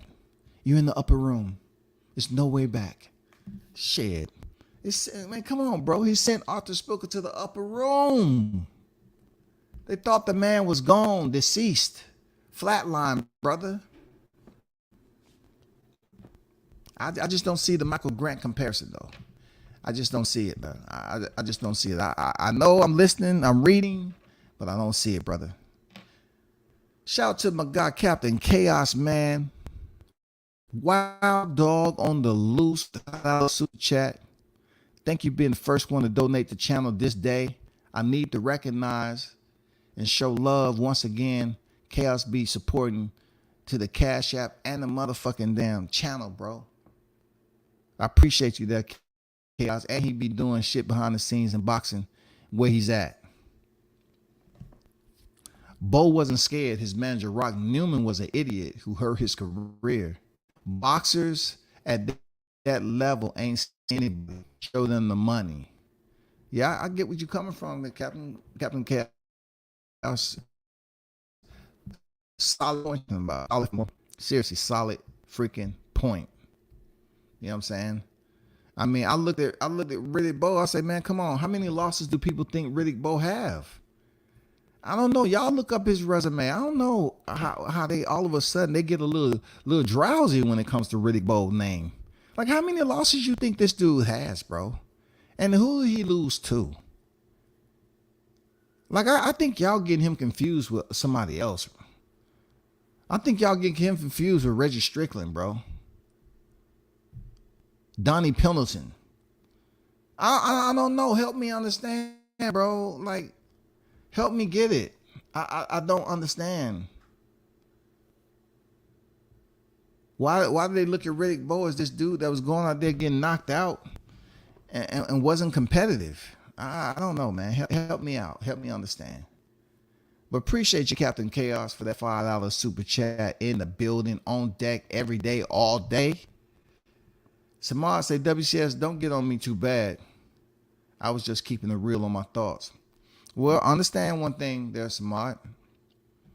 I am responding to comments, right?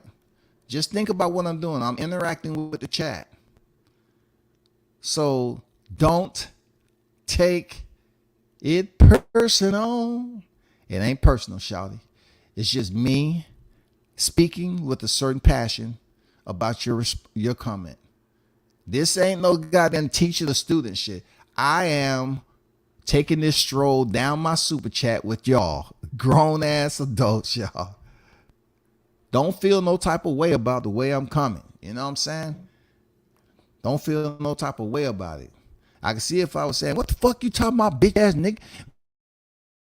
Man, bitch ass nigga always talking that bullshit. Man, that's the time I'm on, man. That's respect, bro. Come on, bro, man. Come on, somebody. You've been over here long enough, man. You'll know if I'm going in, and if you know I'm talking to my chat, showing love and respect. You know what I'm saying? We shouldn't even have to have that thought process, bro. Bo would have lost twice to Galata had Galata not been mentally deranged fighter. Yo, JD, talk your shit, bro. Galata was on some shit. Him and Oliver McCall had a moment, but I think Andrew Galata's shit was way worse. Real talk, it was way worse that he had going on. I mean, dude just said, you know what? I'm gonna get DQ'd on purpose, man. I don't want to be here. Fuck it. I don't want to be here no more, man. And he was actually doing pretty decent. But Bo was very good, no doubt. Bo was good. How many losses do he have? Have y'all looked up his box record? How many losses and who did he lose to? Who did he lose to? Because I really don't get how people look at Bo now as if he was the Bo. The way he looks now, it's almost like people was looking at him when he was fighting back then. Man, Bo, man, was nothing to play with, dog. I think Bo was more or less done by that point, though, to be fair. How many losses do really Bo have? How many losses? Please, somebody put it in the chat. How many losses does Bo box rec present to you all that's recorded?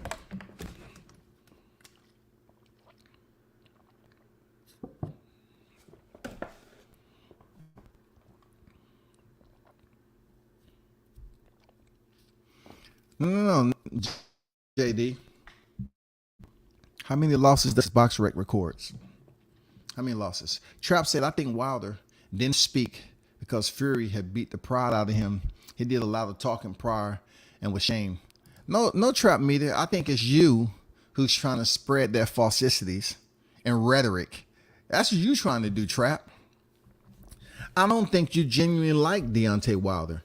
And you look, being over here, you don't have to like Deontay Wilder. I don't force people hand to like a certain fighter. But, you know, it seems like you feel some type of way about Wilder. And that's your opinion. But if he beat the pride out of him, right? Why wasn't it enough pride to sustain him to stay out of the trilogy? You know what I'm saying? Because it was his belt he lost. Appreciate that, Blunts. Blunt said he has one loss. So remember that about Riddick Bowe. But if it was pride, why did he have enough pride to go through arbitration and come back for a trilogy? It makes no sense about what you're saying. Pride is exactly what he had. He had pride to go through arbitration, right? Go through arbitration while other people were saying that his shit expired and it doesn't count no more. Prove them wrong by stepping back in the square. Not just winning arbitration, but getting back in fight camp, changing shit up a little bit, and getting back into the ring and going 11 rounds. So it's good that you're able to work your home keys and saying, and you know, be able to contextually express yourself, but you're absolutely out of bounds with that because he had enough pride to go through arbitration and return back for a trilogy, brother. Only remember the Holyfield loss. One loss for real. 43-1. 43 and freaking 1, bro. Come on, man. Like, people acting like Riddick Bowe had all these losses. 43-1 for your ass, bro. Come on, man. Tyson Fury 1-3 were fixed. Fury might have been on something.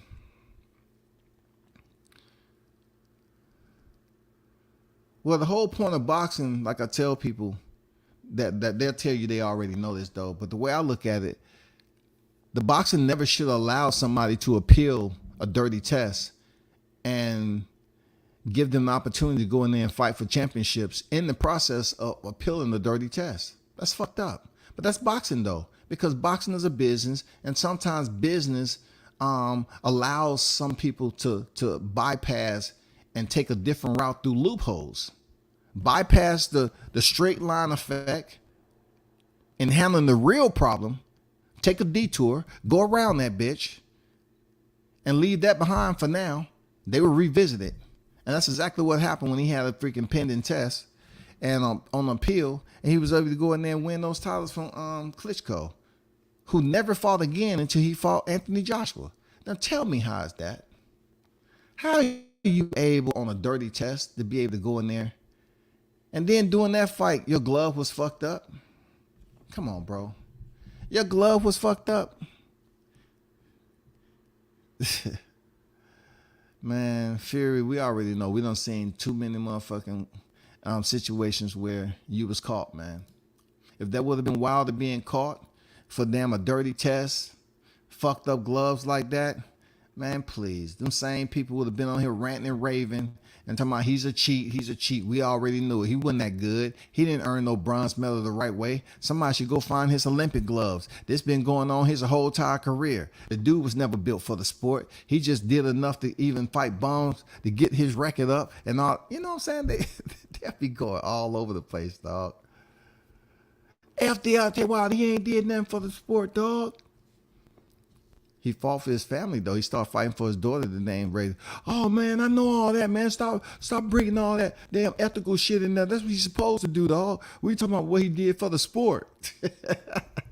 What he did for the sport there, TWCS. That's what I'm talking about, not for his family. It's boxing at the end of the day. No, it's family first, homie. It's family fucking first. Lost to Lennox in the AMs. Okay. No doubt. It's always good education. Lost to Lennox in the AMs. I do like Wilder, but Fury is just a very tough guy. I just think it's tough to accept the guy's better at first. Trap, the way I address you is I look at it this way. You look at the thumbnail, right? And what you're mentioning, I have no problem with whatever you're talking about. You're responding. You're responding, but you don't have anything positive to say in the light of the bronze bomber Deontay Wilder. It's like you're highlighting that Fury beat the pride out of him, and to many listeners, they're listening to it like, yeah, you're highlighting Fury was able to get the best of Wilder, so you're saying he was the best heavyweight between the two, which we established that.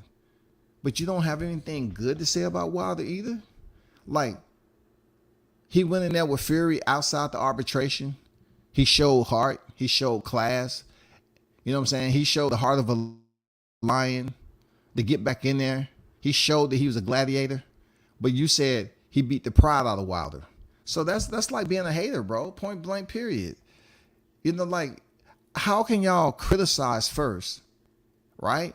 And you don't have nothing positive to say out the gate. But you're going to try to smooth it over on the back end. You know, as if the criticism is not what everybody see. The criticism is the exterior. You done goddamn poured that shit all over them. That shit done hardened up and all that. And then you say, you know, I'm just going to put this little drop of positivity on the back. Now, ain't nobody going to be able to see it anyway. I'm just saying, bro. They'll say all these damn 9-line bulletin points about negative shit they have about a fighter. And then that 10th one, let me see, yeah, he only has 2 losses. So yeah, he only has 2 losses out of that though. But you know, Fury still beat the pride out of him. Come on, Trap, you ain't being honest, bro. You can't say all the negative stuff about somebody and highlight Fury. That proves my point earlier. A lot of people really didn't fuck with Fury. They didn't like Wilder. So they said positive shit about Fury because they hated Wilder. Not that they really fuck with damn Fury. Not like they really supported him heavy. Because he's a scumbag. But you would rather goddamn praise and give all these clap and adulations to Fury. This praise and shit. This fake love. Just because you don't like Wilder. And Wilder never tested positive. He wasn't out here being caught cheating with loaded gloves. This man ain't out here getting DUIs. You feel me? This man is out here, doing what he's supposed to do in the sport, and people pick and choose what they want to bring to the light. That hateration, boy, that shit is always evident. I believe it lost to only Holyfield. Please, but no conspiracy. No conspiracy theories here, bro. What are you talking about? No conspiracy theories here. I don't do conspiracy theories. I just do comparison. I pretty much juxtapose a reflection if I'm in comparison. If I'm comparing thoughts or points, I just do a juxtapose and present it to the audience, bro. While the second best heavyweight, solid guy. At this point, he's considered the second best heavyweight. At the time, I believe him to be the first and number one heavyweight because he was the longest reigning heavyweight, and he was undefeated, and no one had defeated him. You know what I'm saying? You got to give him some type of credit, Trap. Like you acting like it's impossible for you to do that.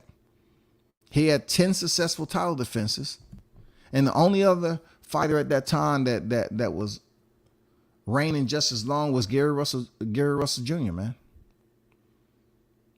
And still, in all your comments, brother, you haven't really said nothing positive about the champ. So I'm thinking you just got some hateration in you.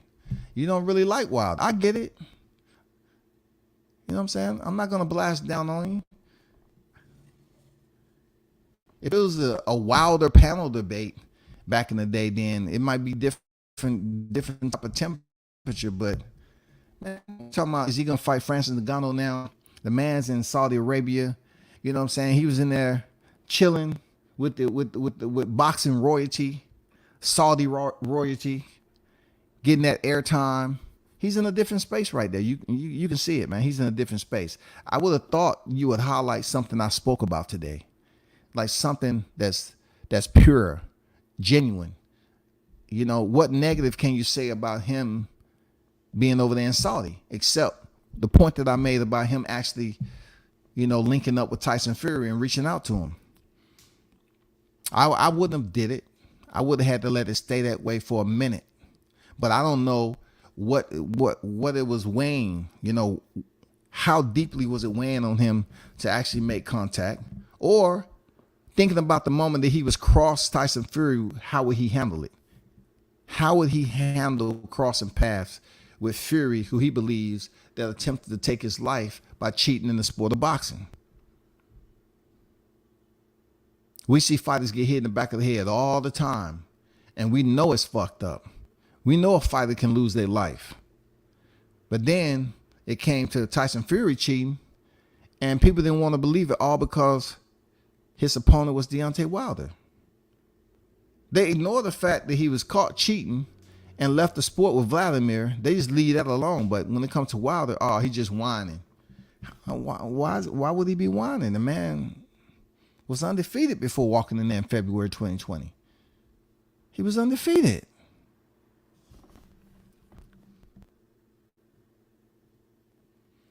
Yeah, for real. It's not a conspiracy if Fury has a long history of being dirty. That's true words, man. Well said. Pacquiao was juicing too without getting caught. A lot of people would say that, and Pacquiao was able to pretty much climb that ladder from lower divisions and being knocked out early in his career. But you'll never hear people talk about, Pacquiao and his adversities that he went through. But when people get over here and talk about what a fighter didn't do, but yet you want to praise what Fury did, you're pretty much hating on Wilder, because you can't tell me out of all of what he accomplished, his credentials, his chess play, all the heavy load of achievements that has placed him in the Hall of Fame. You don't have one. You just don't have one dribble. You don't have one dribble of information that you can highlight this man. You can hydrate some positivity. One dribble. They're trapped. One dribble. It was good to see him be a good sport and shake Fury's hand. Is the best of the generation. There's no shame in losing to him. you're not being sincere with the whole deal, man. It's a lot as far as his credentials that you act like you have that itis. You know what I'm saying? You're saying something good about Wilder's career. It seems like he owes you money or something. I get it. It is what it is. JD can't say Fury is the best till he's beaten Usyk. At least he becomes undisputed right now. There's a dispute. True. He definitely has.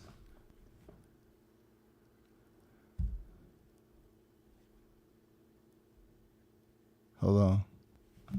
He definitely has to face Alexander Usyk, who has the unified titles. Definitely. That will prove who's the best right now. Real talk. Because Usyk, last time I checked, has that Easter egg right there. He has that Easter egg. He's undefeated.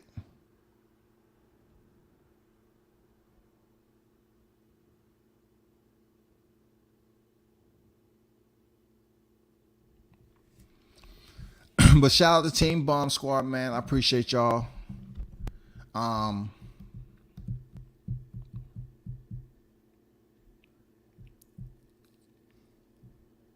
JD Fury is a 7 feet Ali. Stop, bro. No, he's not. He's not a 7 feet Ali, man. Stop the man. You on some troll stuff, man. Stop the man. He ain't 7 feet, and he is not Ali, bro. Please, stop it. Stop it. See, you just proved my point on where your feelings and your heart really is. I ain't mad at you. That's I know you. I know you him. But hey, shout out to Team Bomb Squad, man. Shout out to Team Bomb Squad, Deontay Wilder. It's good to see you out there in the royalties, the Royal Sands. Your outfit was booming. Real talk. That shit. I walk around that mother. I go to somewhere with that on. Custom. You know what I'm saying? WCS custom. You feel me? I'm gonna get on speak briefly about the Adrian Broner situation. Adrian Broner has appreciate that, Jones. Salute WCS, dope show today. Peace, big dog. Yeah, I'm just changing subjects right now. I will be this would be I say it might be my last topic, but so AB has left BLK Prime, y'all. Where is the closing, the benediction? I didn't get a benediction. I was looking for some type of musical at the end, but I noticed and I remembered that he did nothing at BLK Prime to deserve a benediction, a proper sending off. Nothing happened. I look back at Terrence Bud Crawford being able to go in there and have a fight, and I say, you know what? They was talking all that, BS and didn't know what the fuck was going on, and he still went over there and was able to get paid and have a full fight card in Omaha, Nebraska.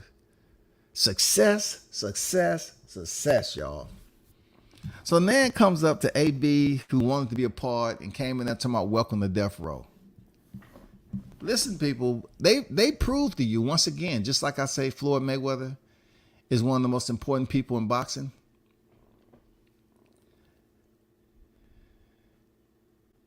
Out of respect for my listeners,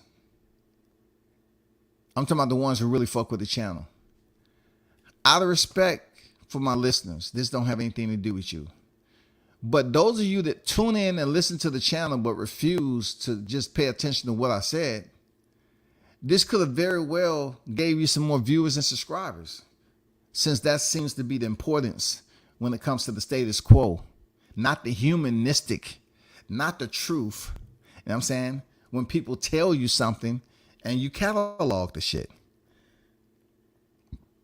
I told people Al Heyman got his hand in BLK Prime, but they didn't want to damn pay attention. I told them, they just said, oh, nah. You know what I'm saying? Because first of all, my channel is not ran off YouTube beefs. So a lot of what I talk when I talk this boxing and MMA, it's real. People know it's real. So I told you all that Al Heyman has his hand in BLK Prime. No one wanted to pay attention. Well, people did, some people. But I said he has his hand in BLK Prime. When it came up to Adrian Broner, all three opponents left the scene. It don't matter how they left the scene. They all left the scene, man. And you think it was coincidental? You think all this shit, man, come on, bro. Adrian Broner was not fighting on BOK Prime. And if the fight was going to be postponed to April, why can it just not be postponed to April? Why is Adrian Broner leaving BOK Prime because they couldn't keep? It wasn't BOK Prime fault that the last opponent was injured. That didn't have anything to do with AB. People, I'm telling you, it's deeper than that. It's deeper. They're showing AB, man. They're showing AB. You ain't bigger than boxing. You're not bigger than boxing, man. Adrian Broner left without even having a fight. After all the hoopla, I'm expecting certain people to talk about it. Where's Blue Blood Sports? Why aren't you talking about this shit? Why haven't you had him on there so we can get some more clarification to all the spectacle? Bro, you cannot be a part of a situation when it feels like it's about to explode. But yet we haven't heard anything about the whole fallout. The whole fallout of Adrian Broner leaving BOK Prime and going about his business. No more AB. So who is next? They talking about Wilder. So BOK Prime is going to do business over there in Saudi? Because I would assume that Wilder's trying to make that bag. They trying to make that heavy. Look, we used to call it freaking the sea bag. You know what I'm saying? The shit you just stuff all your damn belongings in there and throw it on your back. You can damn near take all your shit, go from point A to point B. Wilder's trying to get that motherfucking monetary payload. They want that liquid money. Can BOK Prime pull that off? Hell no. I don't think so. But AB left without one fight, bro. We're in March right now. What month is after March? Y'all help me understand this shit, man. Help me understand it. Pull out your harmonicas, violins, saxophones, and trumpets.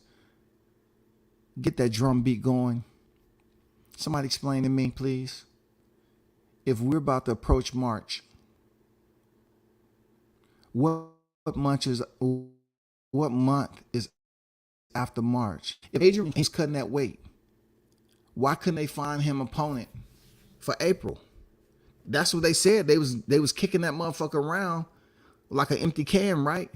Oh, April. They postponed to April. Why did AB leave and talking about they can't own up to the... Bro, you wasn't over there to have no big fights. So they could have very well got you another opponent and you could have stepped in there April 1st. Now, I don't know if it was going to be down here in the A or is it going to be somewhere else. But I heard that the money was funny over there and they was trying to get stuff going. I don't know. It's been so much rumor mill circulating around BOK. I don't know. But AB leaving has done over, kaput. He's out, retreat, abort mission, retired. He's gone, y'all. Where is he headed? He's gonna go back over there to Al? He's gonna go back over there to Al. Why did you leave BLK Prime without them giving you one fight? I heard Javier Fortuna was supposed to be around your next opponent. Like, why did you feel like you couldn't get a fight? JD said, "No, Blue Blood runs BLK Prime." I mean, I'm just saying, I didn't hear any breaking news. BLK Prime exclusive. Why aren't you able to get someone from BLK Prime to talk about this debacle? From Ivan Redcast to Michael Williams Jr. This is part of it. Why did it somehow force Adrian Broner to who had signed with multiple fights? That must not have been all the way true. But I guess it might have been all the way true. But I mean, I'm not here to play the paddleboard type shit. Because BLK Prime was bringing you fights. But just so happened each opponent had their reason for doing this, that, and the other. And it failed miserably. What does that have to do with BLK Prime not owning up to what they say? They told you that you wouldn't be able to come back in April? What did Roy Jones say? His situation was just one fighter, and they end up canceling the whole fight. He must be a powerful motherfucker then. Why did they cancel every other fight? Why couldn't freaking Tevin Farmer and Mickey Bay fight? You know what I'm saying? Why couldn't they find Adrian Broner another opponent if the fight card was going to be postponed to April? That's not too far off the map. Oh boy. The whole ABBOK Prime signing was suspect from the start, from the announcement to the coverage, just saying. It was, man. It was suspect.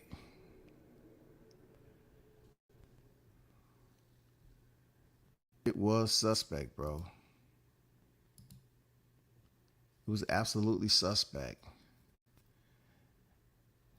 Blue, if you're listening, I would just like to put a suggestion out there because it was brought to my attention from one of my colleagues that, if you can find somebody like from BOK Prime to come on your show and kind of give us a follow-up as to why one of the biggest names that was saying, welcome to Death Row, we're going to do big things, they're going to do this, and this. Why did Adrian Broner leave? Why did he abort mission? Why has he departed? We just want to hear answers, Blue. You can't say that, that you're a silent partner and you really involved and BOK Prime is your people, but yet you're not giving us the goods that we look for on the back end. This is the back end, bro. The back end, we need that follow-up content. We need the follow-up content, and we're calling you because you have said you're a silent partner there, Blue Blood. So please enlighten us, Blue Blood. Come on, just enlighten us, brother. Enlighten us, man. That's all we ask for. Get the drop. Get the drop. Have them on there and speak to somebody, either AB, I want to hear somebody from BLK Prime. Just get anybody, bro. Why should this just absolve and evaporate into the midst, man? Bring it while it's fresh. AB just left. Why isn't it being spoken on, bro? If you attach yourself to it in the beginning, stay with it. Ride this shit off till the wheels fall off. Okay? Get somebody on your channel to kind of explain to what happened. We deserve that. Because we sat there listening to you talk about how you use a silent partner, how you brought Brian Norman Jr. on, and then you brought AB on, and people going around here ranting and raving. We want to continue that chevaux with you. If it's a celebration to be had, I want to get with my people, clap it up. Get some silly string, make a party, dog. They should get AB and Crawford in the ring somehow. No. I don't want to see that.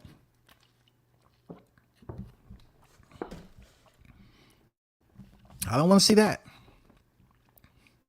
I don't want to see that. Blue is out in Saudi. He's securing the bag for BLK. Uncovered side is like Wilder.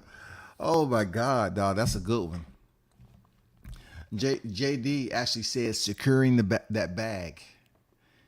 So if this is breaking news, man, I might turn around in 3 hours and do another live that Blue is indeed in the Saudi sands, leaving footprints,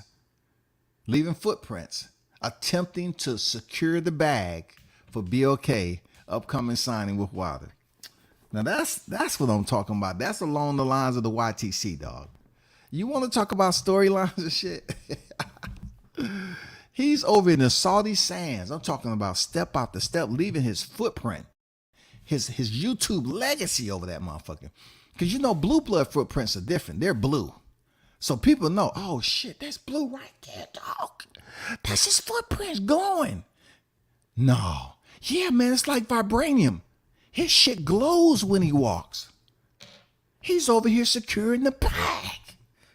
That's why Wilder was over here. God damn, dog.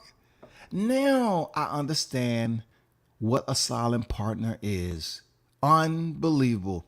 JD has popped the motherfucking cap, dog. He has uncovered the mystery of all mysteries. Wilder was in Saudi for upcoming BLK Prime fight. And what everybody was talking about was the blue glowing footprints that was all over the sand, and no one knew it was Blue Blood Sports. Wow. See, this is the type of content I like to be a part of. You know what I'm saying? I like to be a part of the breaking news.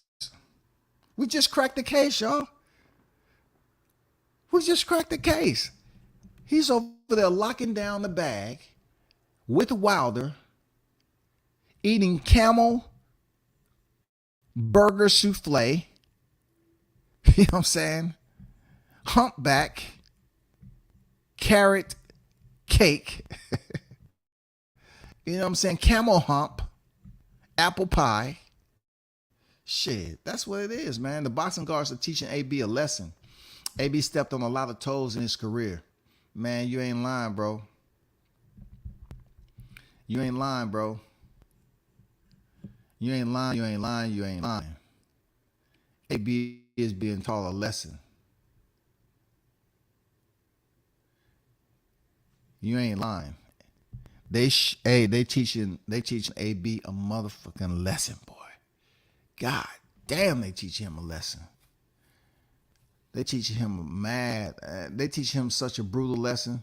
And just the fact he came over there and talking about welcome to death row and all that, man, if that's death row, you should have never said that, because Suge Knight is over there at PBC, goddammit. You want to lead death row? Okay. Shit. Suge Knight goddamn made this shit the Source Awards, man. Man, Suge Knight say, man, Suge Knight is still out. He's just under a different name. You know what I'm saying? He go by the first name Allen. That's Suge Knight. How would you think you was gonna be able to come over here? How, man? They teaching Adrian Broner a valuable lesson about thinking he can move and make decisions without certain people. You know, Al Heyman's one of the most powerful men in boxing, attached to a powerful person, Floyd Mayweather. I mean, come on, bro. Ain't nobody locking these people down. What they gonna do? Tell the freaking the Congress, the government, the sport's not even regulated, so you allow people to do shit like this. That's the biggest problem right there. Boxing isn't regulated. Speech, you can't regulate shit. Who are you gonna tell on? Who is Adrian Broner gonna run to? You came out there, did another video talking about Al don't owe you any more money. It seemed like you're doing damage control, homie. Blue about to pull the BLK Prime poster out his trunk and hang that bitch up in the kitchen while he do a Zoom call while AB standing outside. Hey, I think that may be needed, Blunts, for them to revive BLK. Go back to the origins there. Origin of all of it. When all these fools was on here talking about, oh my God, he did it. We're part of history. Oh my God, in 2022, who would have thought that we would be a part of history with a silent partner making Terrence Crawford, David Avenesian millions of dollars? Who would have known? I'm just saying, dog, who would have known millions of dollars, bro, would be, you know, given the salute for the person that was behind everything. And to say it all happened at 7-Eleven. So let's not go too far away from that. We need to go back to 7-Eleven. It doesn't have to be in Newark. Go back to 7-Eleven somewhere so we can kind of build up this again with AB. We need to go back to the origins, to the inception, and build up a new storyline to get it out to the public. That's what we need to do. That's what we need to do right there, bro. That's what we need to do. We need to go back, find a fresh 7-Eleven, just when they put them damn fresh hot dogs, corn dogs, you know what I'm saying? And then them motherfucking, just restock the shelves. Everything's looking fresh bagels. The Slurpee machine has been cleaned out and then refilled. So you have the strawberry and the frosty ice. You know what I'm saying? The Coca-Cola slushy machines ready to go. Everything is perfect, man. We need to take it back to the inception and build up another freaking name for BLK Prime. Real talk. We can do it.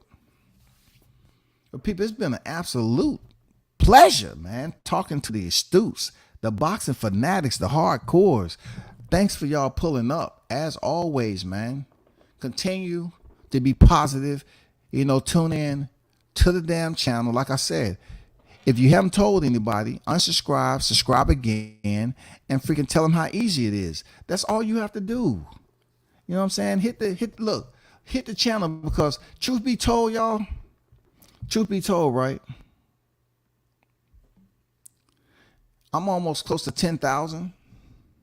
And it's not going to matter from 9,700 to 10,000, except the numbers. If you listen to the content, fuck with the content, bro. Hit the like button. Donate to the channel if you see fit. Until later on today, man, y'all hold this shit all the way down, man. And turn up and tune in to World Combat Sports. I'm out.